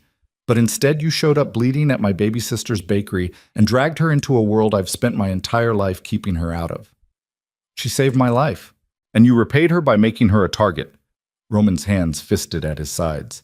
"Do you have any idea what you've done? The second Vivian finds out, and she will find out, Clara's dead, not threatened, not scared, dead. I won't let that happen. You can't stop it. You couldn't even prove Vivian guilty with a room full of evidence. How exactly are you going to protect Clara from someone that smart?" The question hung unanswered because they both knew the truth. He couldn't. "I'll figure it out," Damien said. "When? In the 48 hours before you're forced to marry the woman hunting for your weakness?" Roman's laugh came out broken. "Clara's not a soldier. She's not trained for this. She's a civilian who bakes bread and closes up at midnight and has no idea what's coming for her." "Then help me protect her." "How?" Roman spread his arms. "By keeping her locked in a safe house for the rest of her life? By telling her she can't go back to the bakery our grandmother built because the man she saved betrayed her by existing?" His voice went quiet and lethal. "Or should I just tell her the truth? That Damien Moretti, my boss, my best friend, used her and then abandoned her the second things got complicated. That's not what happened, isn't it?" Roman moved toward the door. "You stayed with her. You let her patch you up. You made her care about you, and now you're standing here trying to figure out how to cut her loose without getting her killed." He stopped at the threshold. "That's not protection, Damien. That's cowardice dressed up as sacrifice." "What would you have me do?" "Stay away from her, completely, forever." Roman's eyes blazed with fury and fear. "Because the alternative is watching my sister die for your mistakes, and I won't survive that. Neither will you." He left. The door closed with awful finality. Damien stood alone in the empty boardroom, surrounded by useless evidence and the smoking wreckage of his closest friendship. His phone buzzed again. "Clara? Damien? Are you coming?" His thumb hovered over the keyboard. Roman was right. The smart move was to cut all contact, disappear from Clara's life completely. Let her think he'd used her and moved on. Better she hate him than die for him. But the thought of never seeing her again, never hearing her laugh, never tasting her kiss, never falling asleep to the sound of her breathing, felt like dying. Damien typed, "On my way." Then he grabbed his jacket and walked out of the estate before he could change his mind. Some mistakes were worth making, even the ones that destroyed everything. Eek. Clara's apartment smelled like vanilla and cinnamon when Damien arrived just after midnight. She opened the door wearing soft pajama pants and an oversized sweater, her hair loose around her shoulders, and the relief that flooded her face when she saw him made Damien's chest ache. "You came," she breathed. "I promised." She pulled him inside and locked the door. Then, without warning, she threw her arms around him and held on like he might disappear again. Damien stood frozen for a moment before his arms came up to circle her waist, burying his face in her hair. "I was worried," Clara whispered against his shoulder.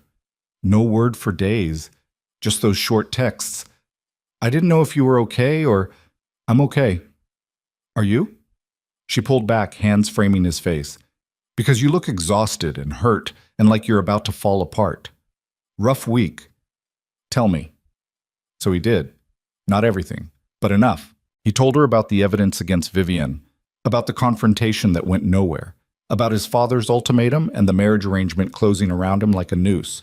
He didn't tell her about Roman discovering the truth. That wound was too fresh. Clara listened without interrupting, her hands never leaving his face. When he finished, she was quiet for a long moment.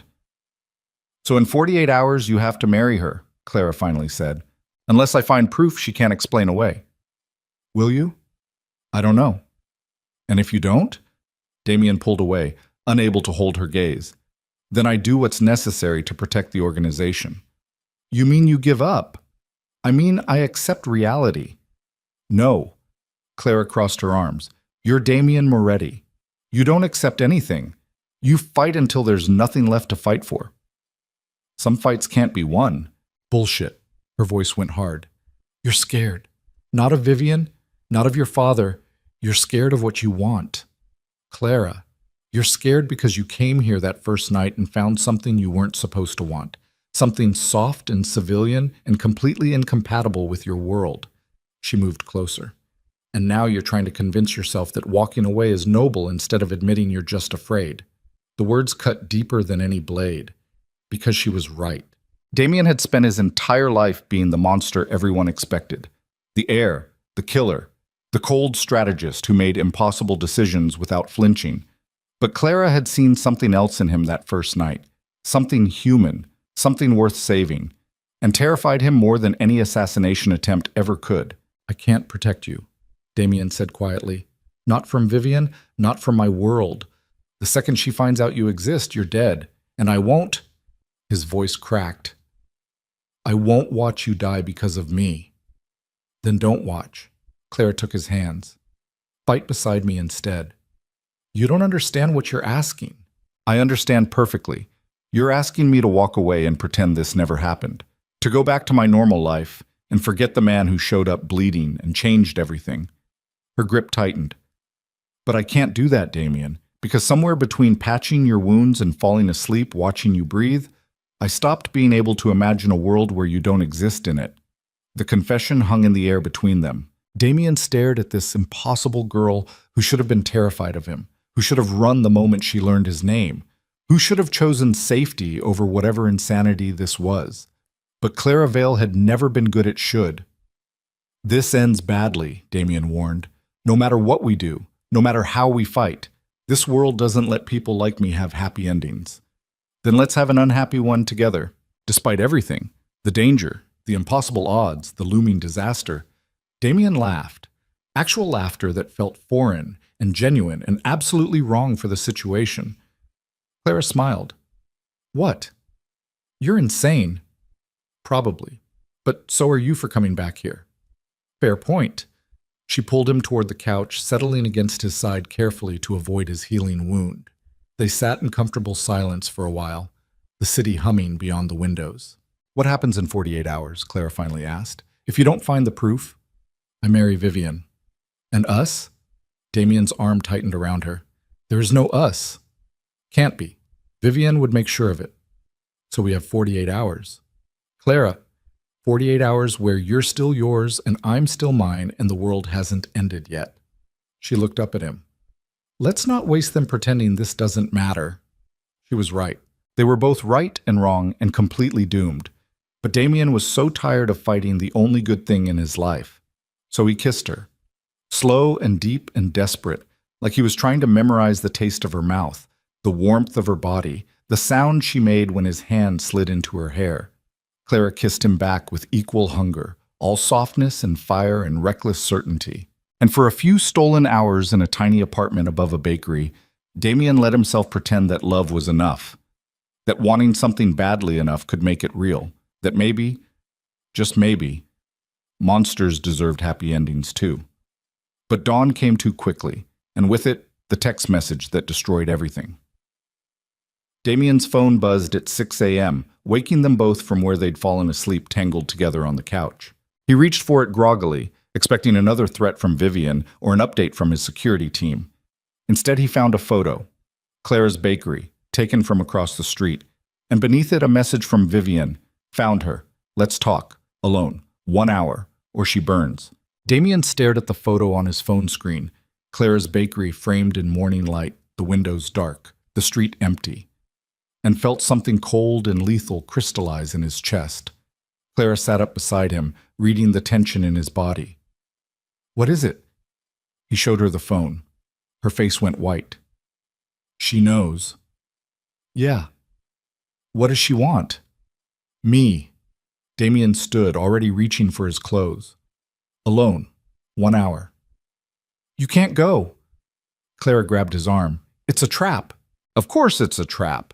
He pulled on his shirt, ignoring the protest from his healing wound. But if I don't show, she burns your bakery, with you inside it, probably. Then we call the police and say what? That a member of one of the city's most powerful families is threatening a civilian? They won't touch her. Damien checked his gun, ejecting the magazine to verify the round count before slamming it back home. This is between me and Vivian now. Clara stood, blocking his path to the door. Then I'm coming with you. Absolutely not. It's my bakery, which is exactly why you're staying here. Damien's hands came up to frame her face, thumb tracing her cheekbone. She wants leverage. The second you show up, she has it. But if you stay hidden, I can negotiate. Negotiate what? She tried to kill you once already, which means she'll try again if I give her reason. He pressed his forehead to hers, breathing in the scent of vanilla and cinnamon that clung to her skin. Trust me. Please. Claire's hands fisted in his shirt. Come back. I will. Promise me. Clara. Promise me, Damien, because I can't. Her voice cracked. I can't lose you now. The raw vulnerability in her words nearly broke him. Damien kissed her hard and desperate, trying to memorize the taste of her mouth, the feel of her body pressed against his, the sound of her breath hitching. When they finally broke apart, both breathing hard, he forced himself to step back. I promise, he said. Then he left before she could see the lie in his eyes, because some promises were impossible to keep. The meeting location was an abandoned warehouse in the industrial district, the same area where Damien had been ambushed a week ago. Vivian's sense of irony was impeccable. Damien arrived alone as instructed, parking 3 blocks away and approaching on foot. Morning fog rolled through empty streets, muffling sound and turning the world into something ghostly. His gun sat heavy against his ribs, a familiar weight that offered cold comfort. The warehouse loomed ahead, all rusted metal and shattered windows. No visible security, no obvious ambush points, which meant they were hidden. Damien checked his phone. One text from Roman sent 10 minutes ago. Where are you? No reply. Better his best friend stayed out of this. Damien powered down the phone completely and slipped it into his jacket pocket. Then he approached the warehouse's side entrance, testing the door. Unlocked. Of course. He stepped inside, gun drawn, eyes adjusting to the dim interior. The warehouse stretched vast and empty, morning light filtering through broken skylights to paint streaks across concrete floors stained with decades of industrial grime. Shipping containers lined the far wall like steel monoliths, and in the center of the space, elegant and serpentine in a black coat, stood Vivienne, alone. Damien didn't believe that for a second. He moved forward slowly, weapon raised, scanning for threats. Where are they? Where are who? Vivienne's smile was all teeth. Your backup, the shooters, the people waiting to put a bullet in me the second I let my guard down. You wound me, Damien. This is a private conversation. Nothing about this is private. Fair point. Vivienne gestured to the empty space around them. But as you can see, I came alone. Professional courtesy. You don't do courtesy. You do manipulation. Same thing in our world. She took a step closer, heels clicking on concrete. Did you bring the girl?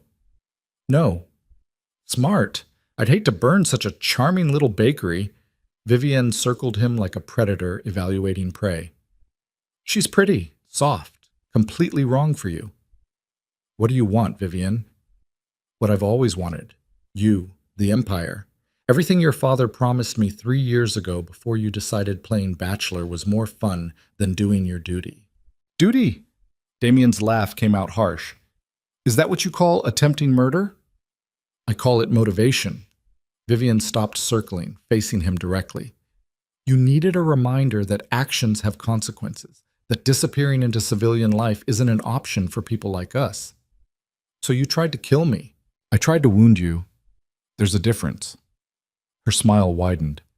If I wanted you dead, you'd be dead. What I wanted was you desperate, vulnerable, and reminded that the only person you can trust is me. You're insane. I'm practical. Vivienne moved closer, close enough that Damien could see the cold calculation in her dark eyes. You think that girl loves you? She loves the fantasy, the wounded prince who showed up at her door, the dangerous man playing protector. But the moment she sees what you really are, the bodies you've buried, the blood on your hands, the darkness you carry, she'll run. You don't know her. I don't need to. I know you. Vivienne's hand came up to rest against his chest, right over his racing heart. And I know that in 48 hours when you walk down that aisle and marry me, she'll be nothing but a memory. Damien grabbed her wrist, not gently. I'm not marrying you. Yes, you are. Even if I wanted to, which I don't, my father won't force it without proof of your betrayal. Then it's a good thing I have proof, Vivienne smiled. Of yours. Ice flooded Damien's veins. What? She pulled her hand free and retrieved her phone, pulling up a video file. I've been very busy this past week. While you were gathering evidence against me, I was gathering evidence against you. She hit play. The video showed Clara's apartment, filmed through the window from the building across the street. Damien recognized the timestamp, 2 nights ago. He watched himself arrive, watched Clara open the door, watched them embrace in the doorway. Then the camera zoomed in, close enough to capture the kiss, close enough to capture everything. Lovely footage, don't you think? Vivienne's voice dripped poison. Damien Moretti, heir to the Empire, carrying on an affair with a civilian, his most trusted enforcer's baby sister, no less. The scandal would be delicious. So what? Release it. I don't care. Don't you? Vivienne tilted her head. Because I have more footage than this. Hours of it, actually. You arriving at her bakery, leaving at dawn. And my personal favorite, she swiped to another video. This morning, the intimate goodbye, the promises, the desperate kissing. Damien's jaw tightened. What's your point? My point is leverage. Vivienne pocketed her phone. You have 48 hours until our wedding. If you show up and play the dutiful heir, this footage disappears. Clara stays safe, anonymous, forgotten. But if you refuse, her smile turned razored. I release everything, to your father, to the organization, to Roman. The name hit like a physical blow. Roman didn't know the full extent of Damien's relationship with Clara. Didn't know about the kiss, the nights together, the promises made in darkness. Learning the truth would destroy him. Roman will kill me, Damien said quietly. Probably. But before he does, he'll kill her. Vivienne's eyes glittered. Because that's what family does when you betray them. They eliminate the threat. Clara's not a threat. She's a civilian who seduced his boss, who manipulated the heir to the Moretti Empire, who made you weak. Vivian moved closer, voice dropping to a whisper. And Roman loves you like a brother. Finding out you've been lying to him, using him, violating the one boundary he drew, he won't forgive that, and he won't forgive her. Every word was a knife sliding between Damien's ribs. Because she was right. Roman's rage when he discovered the truth had been apocalyptic. Learning the depth of Damien's deception, the nights together, the emotional intimacy, the broken promises, would push him over the edge, and Clara would pay the price. So here's the deal, Vivian said. Marry me. Play the perfect heir. Give me the throne I've earned. And in exchange, Clara Vale goes back to her little bakery and lives out her ordinary life completely untouched. No threats, no exposure, no vengeful brother. She smiled. Or refuse, and watch her world burn. Your choice. Damien's hands shook with the effort of not putting a bullet between her eyes. But killing Vivian solved nothing. The footage existed somewhere, backed up and ready to release if anything happened to her. And even if he found it, destroyed it, there would be copies. Evidence. Witnesses. Vivian had won. She'd outplayed him completely. How do I know you'll keep your word? Damien forced out. You don't, but you know I'm practical. Vivian straightened his collar with possessive intimacy. I don't want Clara dead. I want her forgotten. Having you for a husband is prize enough. You don't love me. Love is for civilians. I want power. Her fingers traced his jaw. And you're going to give it to me. And if I refuse, then you're the one who kills her, not me. You. Vivian stepped back, smile widening. The moment you make Clara matter more than her safety, you sign her death warrant. So the question is, how much does she actually matter? The question hung in the air like a noose. Damien stared at this woman who'd orchestrated everything. The ambush, the manipulation, the trap closing around him from every angle. She'd known exactly which pressure points to exploit, had calculated his every move before he'd made it, and the worst part was knowing she was right. Walking away from Clara meant saving her. Choosing her meant destroying her. Some choices weren't choices at all. 48 hours, Damien said, voice dead. Then what? Then you show up at the estate, put on the suit, and marry me in front of every family that matters. Vivian's expression turned almost gentle. And after that, you become the king you were always meant to be, with me beside you.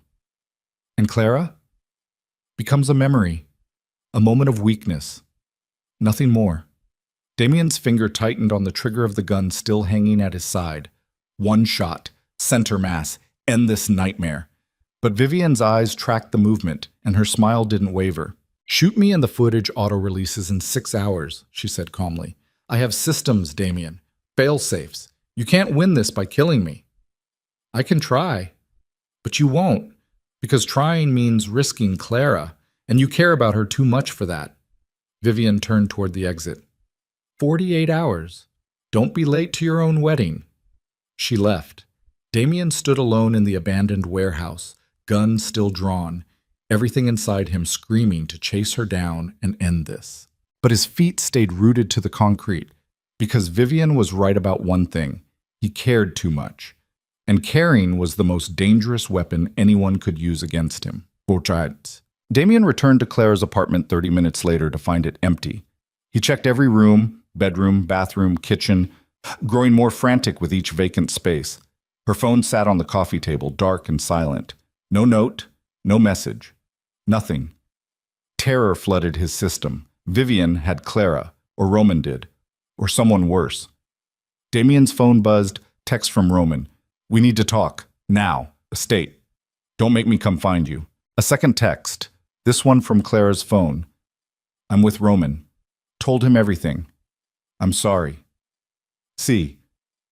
The words hit like bullets. Clara had gone to Roman, had confessed everything, had walked directly into the nightmare Damien had spent days trying to prevent. Damien grabbed his keys and ran. The drive to the Moretti estate took 15 minutes that felt like hours.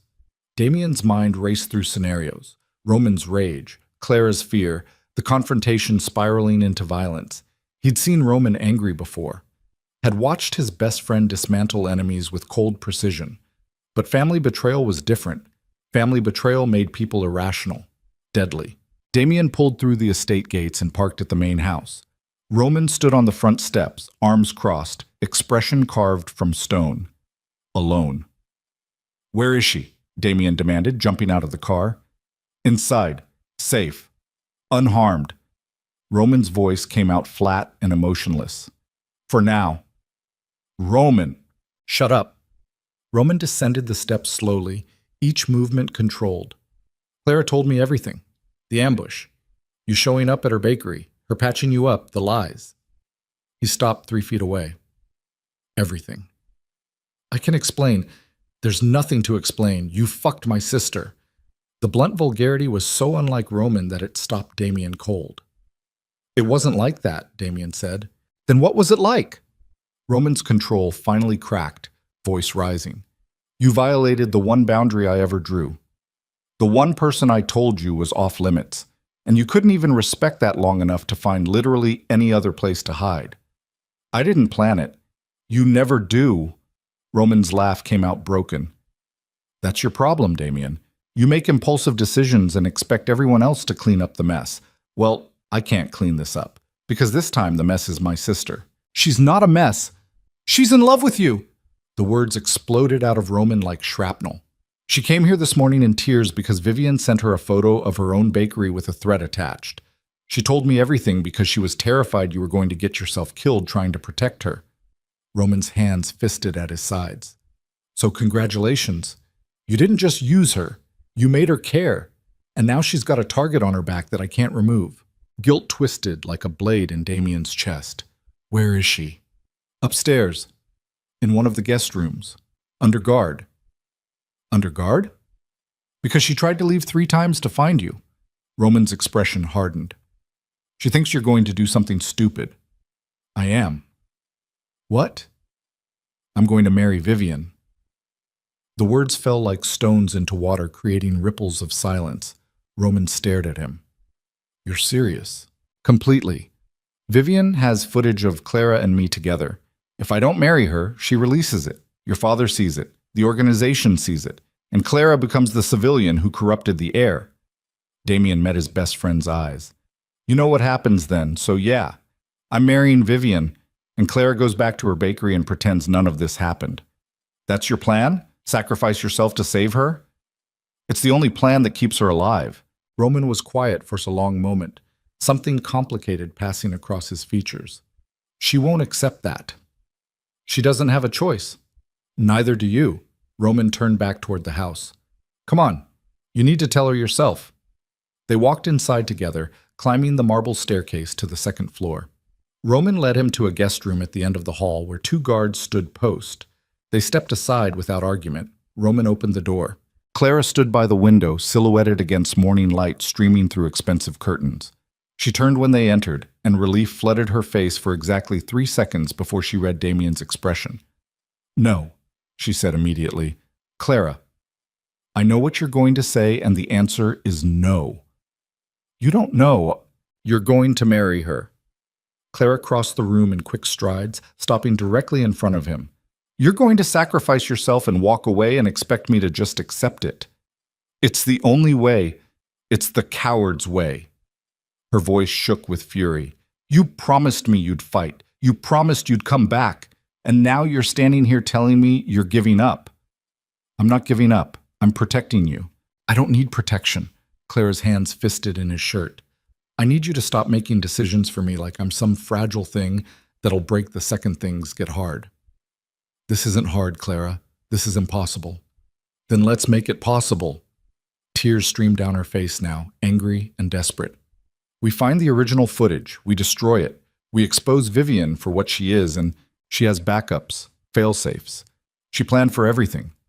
Damien's hands came up to cradle her face, thumbs wiping away tears. "There's no winning this. Not without you getting caught in the crossfire. So let me get caught. I'm choosing this. I'm choosing you. And I'm choosing you by walking away. That's not a choice. It's a surrender. It's survival." "For who?" Clara's voice broke completely. "Because from where I'm standing, this kills both of us. Just slower." Damien pressed his forehead to hers, breathing in her scent one last time. vanilla and cinnamon, and heartbreak. "I'm sorry," he whispered. "Don't." Clara's fingers dug into his shoulders. "Don't apologize. Don't walk away. Don't make this the end. It has to be." "Why?" "Because I love you." The confession hung in the air between them, raw and terrible and too late to take back. Clara made a sound like all the air had left her lungs. "Then stay." "I can't." "Yes, you can. We'll find another way." "There is no other way." Damien pulled back, forcing himself to step away from the warmth of her. "This is how you survive. By forgetting me, moving on, going back to your ordinary life." "I don't want ordinary. I want you." "You can't have both." "Then I choose you. And I choose your safety over my happiness." Damien looked at Roman, who'd been standing silent by the door. "Keep her here. Don't let her leave until the wedding's over." "Damien," Roman started. "That's an order." Roman's jaw tightened, but he nodded. Clara lunged forward, but Roman caught her, holding her back as she fought to reach Damien. "Don't do this, please! Damien, don't!" Her voice cracked into sobs. Damien forced himself to turn away, to walk toward the door, to keep moving even as every instinct screamed to run back to her. "I'll kill her," Clara choked out. "I'll kill Vivian myself before I let you do this." Damien paused at the threshold, looking back one final time. Clara struggled against Roman's hold, tears streaming down her face, hair wild, eyes blazing with fury and heartbreak. Beautiful, fierce, completely his, and completely impossible. "Goodbye, Clara," Damien said. Then he walked out and closed the door on the sound of her screaming his name, Mbokits. Damien made it 3 steps down the hallway before his knees buckled. He caught himself against the wall, one hand pressed to the expensive wallpaper, breathing through the pain radiating from his chest that had nothing to do with bullet wounds and everything to do with the sound of Clara breaking apart behind a locked door. Footsteps approached. Roman appeared beside him, expression unreadable. "You okay?" "No." "Good, because that was the hardest thing I've ever watched. Imagine living it." Roman was quiet for a moment. "She meant it, you know, about killing Vivian." "I know. She's civilian, not trained. She'd die trying, which is why you're keeping her here." "And you're really going through with this? The wedding?" Damien straightened, forcing steel back into his spine. "Do I have a choice?" "There's always a choice. Not when the alternative is Clara dead." Roman studied him for a long moment, something complicated passing across his features. "You really love her." "Yeah." "Enough to give up everything?" "Enough to give up anything." Damien met his best friend's eyes. "Including her." Roman's expression softened slightly. "For what it's worth. I'm sorry. I shouldn't have said those things in the boardroom. About you using her. I know that's not what happened." "Isn't it?" "No? You're an idiot who makes impulsive decisions, but you're not cruel." Roman clapped a hand on Damien's shoulder. "And for what it's also worth, Clara could do worse than you. She could do a lot better. Maybe. But she chose you anyway." Roman squeezed once and let go. "So don't make her regret it by dying in some stupid noble sacrifice before the wedding." "I'll try. Try harder, because if you die, I have to tell her. And I don't think either of us would survive that." Damien nodded, not trusting his voice. Roman headed back toward Clara's room. "I'll keep her safe. You have my word." "I know." Then Damien descended the stairs, walked out of the estate, and climbed into his car with mechanical precision. He had 48 hours until his wedding. 48 hours until he married a woman who'd tried to kill him. 48 hours to figure out how to survive a future that had just become unbearable. The engine roared to life and Damien drove away from the estate, from Clara, from everything he'd ever wanted. And with every mile, the cage closed tighter. By the time he reached his penthouse apartment in the city, Damien had made peace with the decision. He would marry Vivian. He would give her the empire. He would play the dutiful heir and perfect husband. And he would spend the rest of his life pretending that a bakery girl with flour-dusted hands and a soft smile hadn't completely destroyed him, because some loves were worth dying for, and some were worth living for. Clara was worth both, which meant protecting her was the only thing that mattered, even if it killed him slowly from the inside out. Damien poured himself a drink, whiskey, neat, and stood at the floor-to-ceiling windows overlooking the city. Somewhere down there, Clara was being held in a gilded prison, crying over a man who wasn't worth her tears.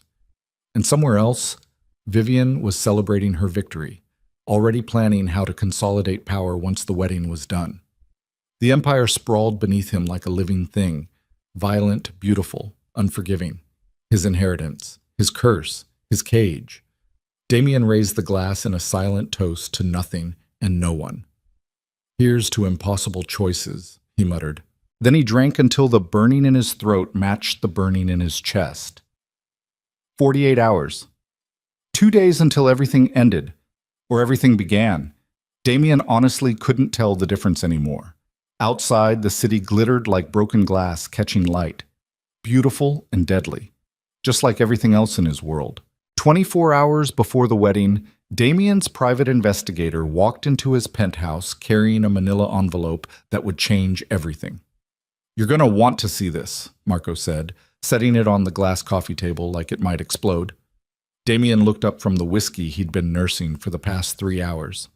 "Unless it's proof Vivian never existed, I don't care." "Better." Marco opened the envelope and spread a series of photographs across the table. "We went back through every piece of surveillance from the night of your ambush. Traffic cams, security footage, private cameras, and we found something your girlfriend missed." "She's not my—" Damien stopped, staring at the photos. "What am I looking at?" "Vivian's SUV, same night, same time. But look at the timestamp." Marco pointed to a digital clock visible in one frame. "This was taken 45 minutes before the ambush. She's leaving the DeLuca estate." So according to her alibi, she was visiting a friend across town that night, but this puts her heading in the opposite direction, toward the ambush site. Marco pulled up another photo, and this traffic camera caught her SUV parked 3 blocks from the intersection, 20 minutes before the shooting started. Damien's pulse quickened. "That doesn't prove—" "Wait." Marco spread out more photos. "After the ambush, her vehicle doesn't return to the DeLuca estate for another 6 hours. So where was she?" He slid across a final image. "Here, at a private airfield outside the city, meeting with the same 3 shooters whose bank accounts received payments the day before." The photo was grainy but clear enough. Vivian, the 3 masked men, an exchange of what looked like documents or money, time-stamped 2 hours after the ambush. "This is it," Damien breathed. "This is actual proof." "Gets better." Marco pulled out a small recording device. One of the shooters started talking to save himself from federal charges. "We have audio, Vivian's voice giving direct orders." He hit play. Vivian's voice came through sharp and clear. "Wounded, not killed. I need him desperate, not dead. Can you manage that, or should I find professionals who can?" A male voice responded, "We can manage, but if he fights back about them, Siki, then adapt. I'm paying you enough to handle 1 man." The recording ended. Damien stared at the device like it was the most beautiful thing he'd ever seen. Evidence. Real, undeniable, ironclad evidence. The kind that couldn't be explained away or dismissed. The kind that would destroy Vivian completely. "How many copies?" Damien asked. 17. Distributed across secure locations, encrypted cloud storage. Physical copies in safety deposit boxes. Marco smiled. "If anything happens to you or the original files, they auto-release to every major family in the city, plus federal investigators." "You beautiful bastard." "I had good motivation. Your girl made excellent coffee while we were staking out her bakery." Damien's head snapped up. "You went to Claire's bakery. Had to make sure she stayed safe while you were busy being noble and stupid." Marco shrugged. "She's worried about you, by the way. Tried to get me to tell her where you were. I didn't, obviously. But she's stubborn." "I know." "Good stubborn or bad stubborn?" "The kind that makes you want to live through tomorrow." Marco's expression softened. "Then I guess you better make sure you do." Damien stood, energy flooding back into his exhausted body for the first time in days. "Call everyone. Every lieutenant, every captain, every family that matters. Emergency meeting at the estate. 1 hour." "What about Vivian?" "Especially Vivian." Damien's smile turned predatory. "It's time to return the favor." "Pourquoi?" The boardroom filled quickly, faster than last time, maybe because everyone sensed blood in the water. Giovanni sat at the head of the table, flanked by Moretti lieutenants. The De Luca family arrived next, Carlo, Antonio, and finally Vivienne, elegant in midnight blue and completely unaware of the trap waiting. Her eyes found Damien's across the room, and she smiled, like she'd already won, like the wedding tomorrow was just a formality. Damien smiled back, and something in that expression made Vivienne's smile falter. "This is highly irregular," Giovanni said once everyone was seated. "The wedding is tomorrow. We should be preparing, not holding meetings." "This won't take long," Damien replied, moving to stand at the opposite end of the table. "I called everyone here because I have something to share about the person who orchestrated my assassination attempt." Vivienne's expression remained perfectly neutral, but her fingers tightened on her water glass. "We already discussed this," Giovanni said impatiently. "You presented circumstantial evidence that proved nothing. That was a week ago. I've been busy since then." Damien nodded to Marco, who began distributing copies of the photographs to everyone at the table. Traffic camera footage from the night of the ambush, time-stamped and geolocated, showing Vivienne's vehicle at the scene before, during, and after the attack. Vivienne glanced at the photos, then back at Damien. "I told you, I was visiting a friend at a private airfield? Interesting friend." Damien slid across the photo of her meeting with the shooters. "That's you. 2 hours after someone tried to kill me, meeting with the same men who pulled the triggers." Murmurs rippled around the table. Carlo De Luca leaned forward, studying the image. "This could be doctored, which is why we have audio." Damien hit play on the recording device. Vivienne's voice filled the room, cold and clinical, as she gave orders to wound but not kill. The silence afterward was deafening. Every face turned toward Vivienne, watching her perfect mask begin to crack at the edges. "Clever editing," she said, but her voice had lost its certainty. "Audio can be manipulated. Not this audio. It's been authenticated by 3 independent forensic analysts." Damien moved around the table slowly, closing the distance between them. "You tried to kill me. You manipulated my father.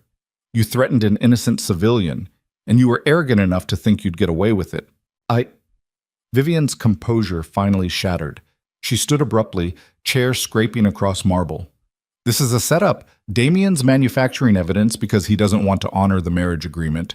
"The marriage agreement is void," Giovanni interrupted, his voice cold as winter. "No alliance is worth partnering with someone who orders hits on their own allies." Carlo De Luca's face had gone pale. "Vivienne, tell me this isn't true." "Father, tell me." Vivienne looked around the table, reading the judgment in every face, the alliances crumbling in real time. She was brilliant enough to know when the game was lost. Her mask fell away completely, replaced by cold fury. "Fine." She turned to Damien. "Yes, I orchestrated the ambush.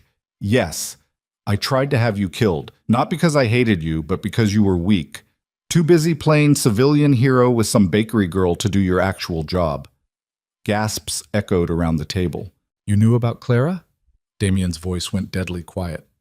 "Of course I knew. I know everything." Vivienne's laugh came out bitter. "And I used it. The threats, the footage, the leverage, all of it designed to force you back into line." She leaned forward, palms flat on the table. "Because left to your own devices, you would have thrown away this empire for a woman who doesn't even understand what you are." "And what am I? A killer. A ruler. A necessary monster." Vivienne's eyes blazed. "Just like me. That's why we belong together. Not because we love each other, but because we understand the price of power." "You're right," Damien said quietly. "I am a monster, but I'm the kind that protects what matters. You're the kind that destroys it." He turned to Giovanni. "The evidence is yours. Do with it what you will, but the marriage is off, permanently." Giovanni studied his son for a long moment, something like respect flickering behind cold eyes. "Agreed. The alliance with the De Luca family is severed immediately." Carlos stood, rage and shame warring across his features. "We will deal with our daughter internally. You have my word, this betrayal will be answered." "See that it is." Giovanni's gaze cut to Vivienne. "You're no longer welcome in this house, or any Moretti property. Consider yourself exiled. Vivian's perfect composure finally cracked completely. You're making a mistake. All of you. Damien's too weak to lead, too compromised by civilian sentiment. He'll destroy everything you've built. Get out, Damien said. Gladly. Vivian grabbed her purse, moving toward the door with as much dignity as she could salvage. At the threshold, she stopped. Enjoy your little baker, Damien. I'm sure she'll make a lovely distraction while your empire crumbles around you. Then she was gone, heels clicking down the corridor like a countdown timer that had finally run out. The room exhaled collectively. Giovanni stood slowly. We'll need to shore up alliances. The DeLuca partnership was significant. I'll handle it, Damien interrupted. Will you? Or will you be too busy playing house with a civilian? Father and son stared at each other across the boardroom. I can do both, Damien said. Can you? Because leading this organization requires total commitment. No distractions, no weaknesses. Clara's not a weakness. She's the only thing keeping me human enough to lead without becoming what you are. The words hung in the air like a challenge. Giovanni's expression went cold. Watch yourself, boy. Or what? You'll disown me? Name another heir? Damien moved around the table, stopping directly in front of his father. Go ahead. But we both know there is no one else. I'm the only person in this room ruthless enough and sane enough to hold this empire together. And I'm telling you right now, I'm doing it my way. With Clara. Take it or leave it. The standoff lasted forever and no time at all. Finally, Giovanni's mouth curved into something that wasn't quite a smile. You've got more spine than I thought.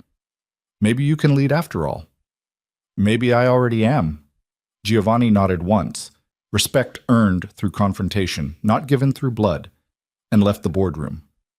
The other families followed until only Damien and Roman remained.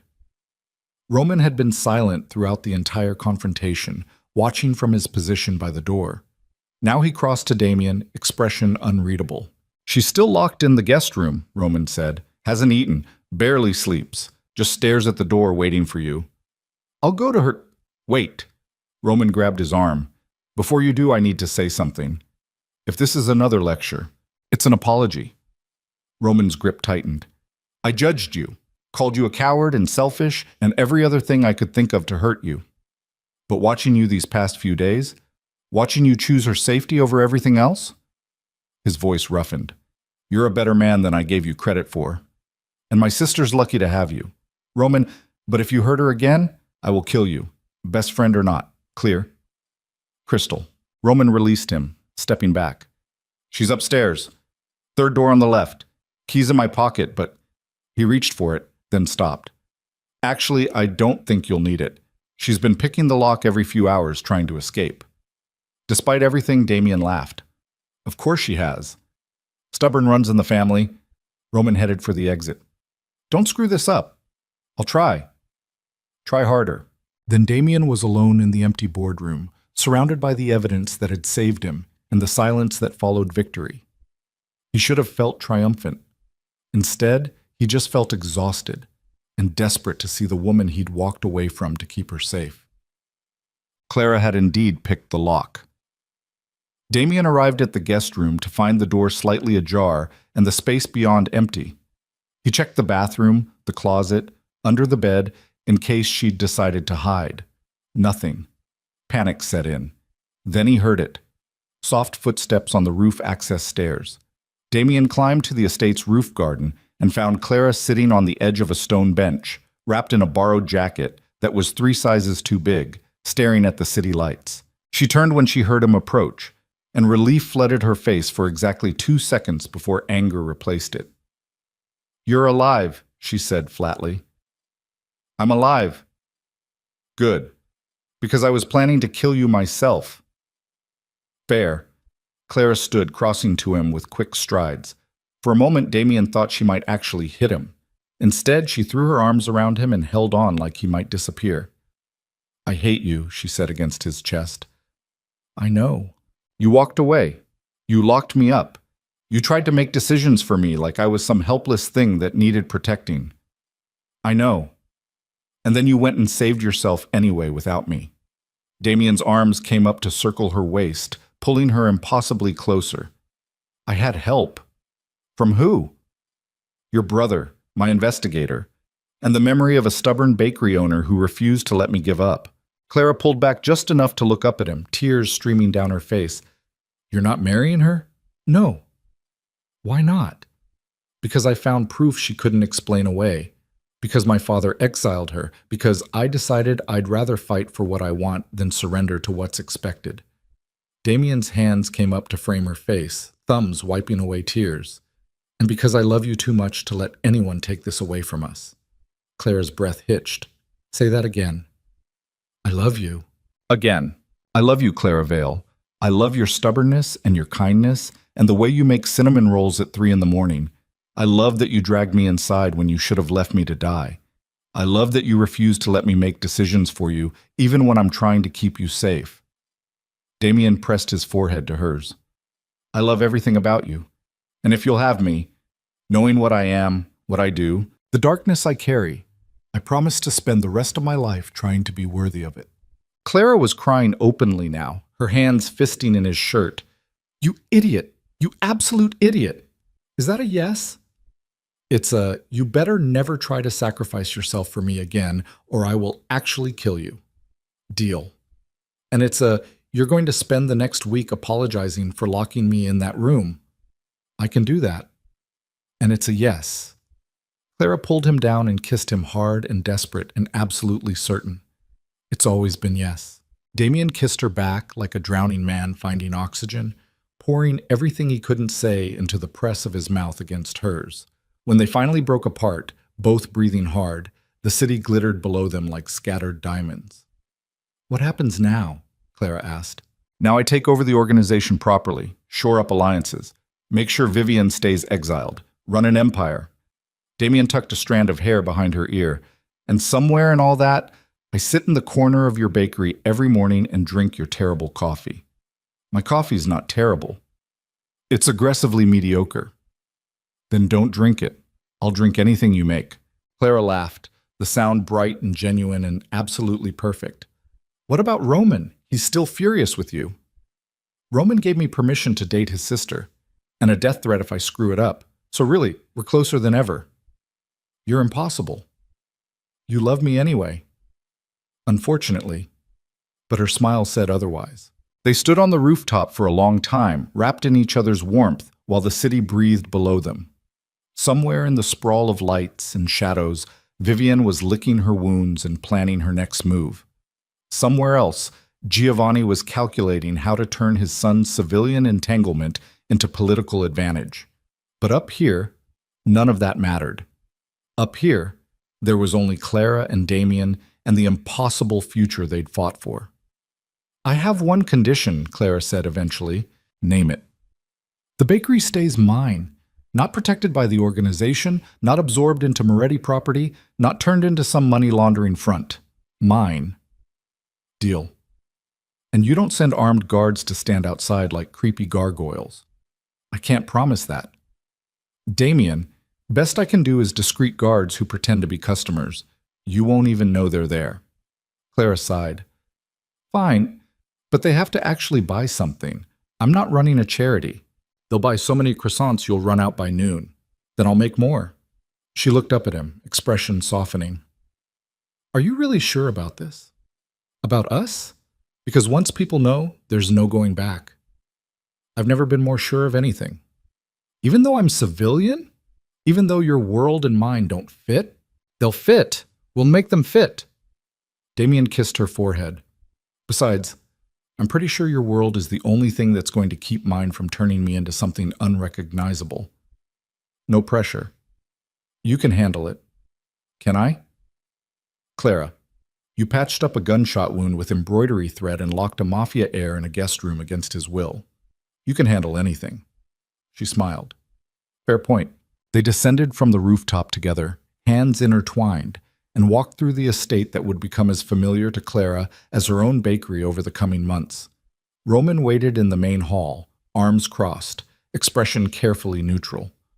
When he saw them together, hands clasped, faces soft with something that looked dangerously like happiness, his jaw tightened.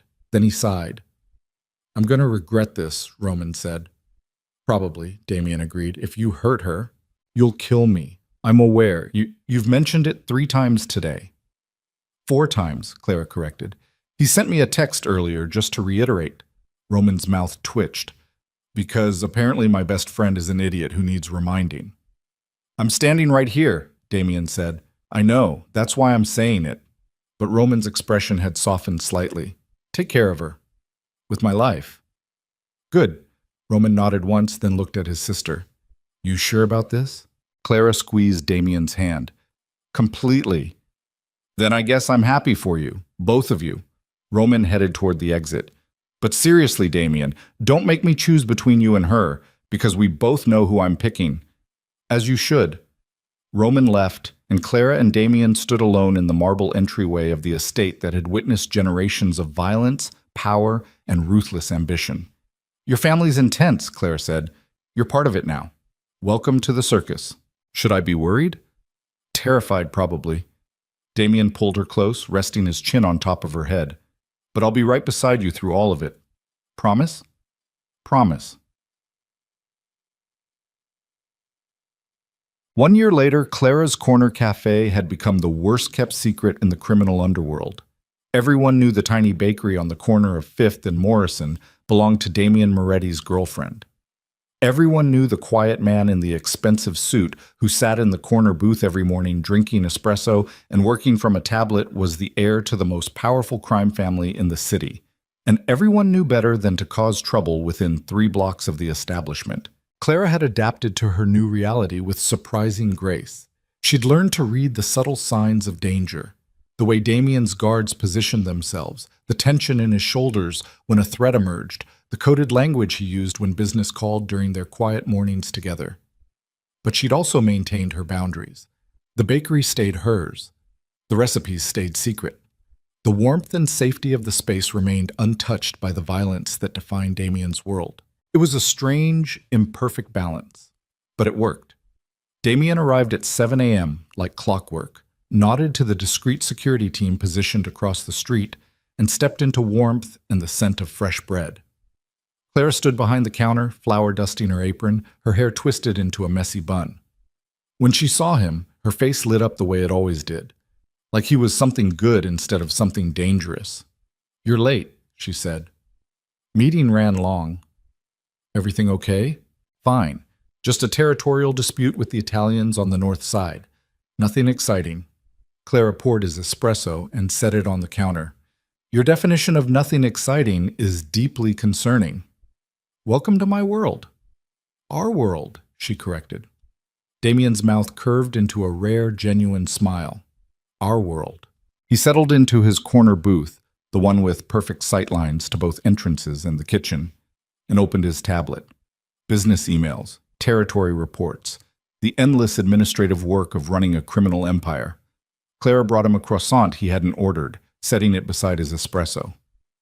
Eat. You look tired. I'm fine. Eat, or I'll call Roman and tell him you're not taking care of yourself. That's a low blow. It's effective. Now eat. Damien ate. The bakery filled slowly with morning customers, regulars who knew Clara by name, tourists drawn by online reviews, and the occasional mobster pretending to care about pastries while actually checking on Damien's well-being. It was chaos and comfort in equal measure. Everything Damien's life had been missing. Around 10 a.m., the door chimed and Roman walked in, carrying a folder of documents that meant work. But he stopped at the counter first, kissing his sister's cheek and accepting the coffee she'd already prepared. You spoil him, Damien called from his booth. He's family, Clara replied. I'm contractually obligated. Roman joined Damien, sliding the folder across the table. Territory agreements from last night's meeting. Need your signature. Damien flipped through the documents, scanning terms and clauses. The Petrov family agreed to this? After some persuasion. What kind of persuasion? The legal kind. Mostly? Roman sipped his coffee. Your girlfriend makes terrible espresso, by the way. I know. I drink it anyway. That's love. That's stupidity. Same thing. Roman leaned back, studying Damien with an expression that had softened considerably over the past year. You look happy. I am happy. Good. You deserve it. Roman's gaze cut to Clara, who was laughing with a customer at the counter. She deserves it too. Don't forget that. I won't. See that you don't. Roman stood, draining his coffee. I'm headed to the docks to oversee the new shipment. Call if you need me. Will do. Roman left and Damien returned to his work. The morning passed in comfortable rhythm. Emails answered, calls made. The Empire maintained from a corner booth that smelled like butter and sugar. At noon, Clara flipped the sign to closed for lunch and locked the front door. She poured herself coffee and joined Damien in his booth, sliding into the seat across from him. Busy morning? She asked. Nothing I couldn't handle. Good, because I have news. Something in her tone made Damien look up from his tablet. What kind of news? Clara's smile turned nervous and excited and absolutely terrifying in its implications. The kind that means you're going to be sitting in this booth for a very long time. Damien's breath caught. Clara, I'm pregnant. The words detonated in the small space between them. Damien stared at her, brain struggling to process the information. A baby. Their baby. A tiny life that would inherit his name, his empire, his darkness. And Clara's warmth, her kindness, her unshakable humanity. Say something, Clara whispered. Damien's voice broke. He tried again. Are you sure? 3 tests. All positive. I have a doctor's appointment next week to confirm, but yeah, I'm sure. And you want this? Do you? Damien reached across the table, taking her hands in his. I want everything with you, including this, especially this. Relief flooded Clara's face. Good, because I was terrified you'd think it was too dangerous or too complicated, or it's going to be both those things, but we'll handle it. Damien squeezed her hands. Together. Together, Clara agreed. They sat in the empty bakery, holding hands across sticky tabletop, while the magnitude of their new future settled around them. A child. An heir. A life that would bridge 2 incompatible worlds and somehow make them fit. It was terrifying and beautiful and absolutely impossible, just like everything else about them. Roman's going to kill me, Damien said eventually. Probably, but he'll also be the best uncle in the history of uncles, so it balances out. Your definition of balances out is as concerning as mine. Clara laughed, bright and genuine. We're perfect for each other. We really are. Outside, the city continued its violent churn. Deals made in shadows. Bodies dropped in rivers. Empires rising and falling over breakfast. But inside Clara's corner cafe, wrapped in warmth and the lingering scent of cinnamon, Damien Moretti allowed himself to believe in impossible things. He believed a monster could become something more. He believed a civilian and a crime lord could build a life together.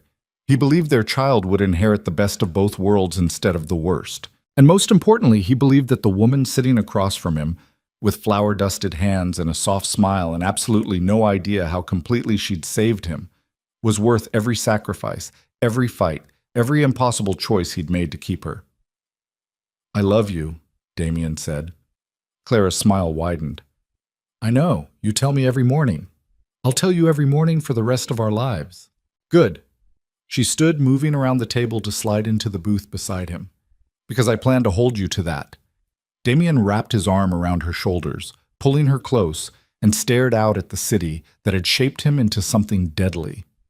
But this woman, this impossible, stubborn, beautiful woman, had reshaped him into something human, something capable of love and softness and building a future that looked nothing like his past.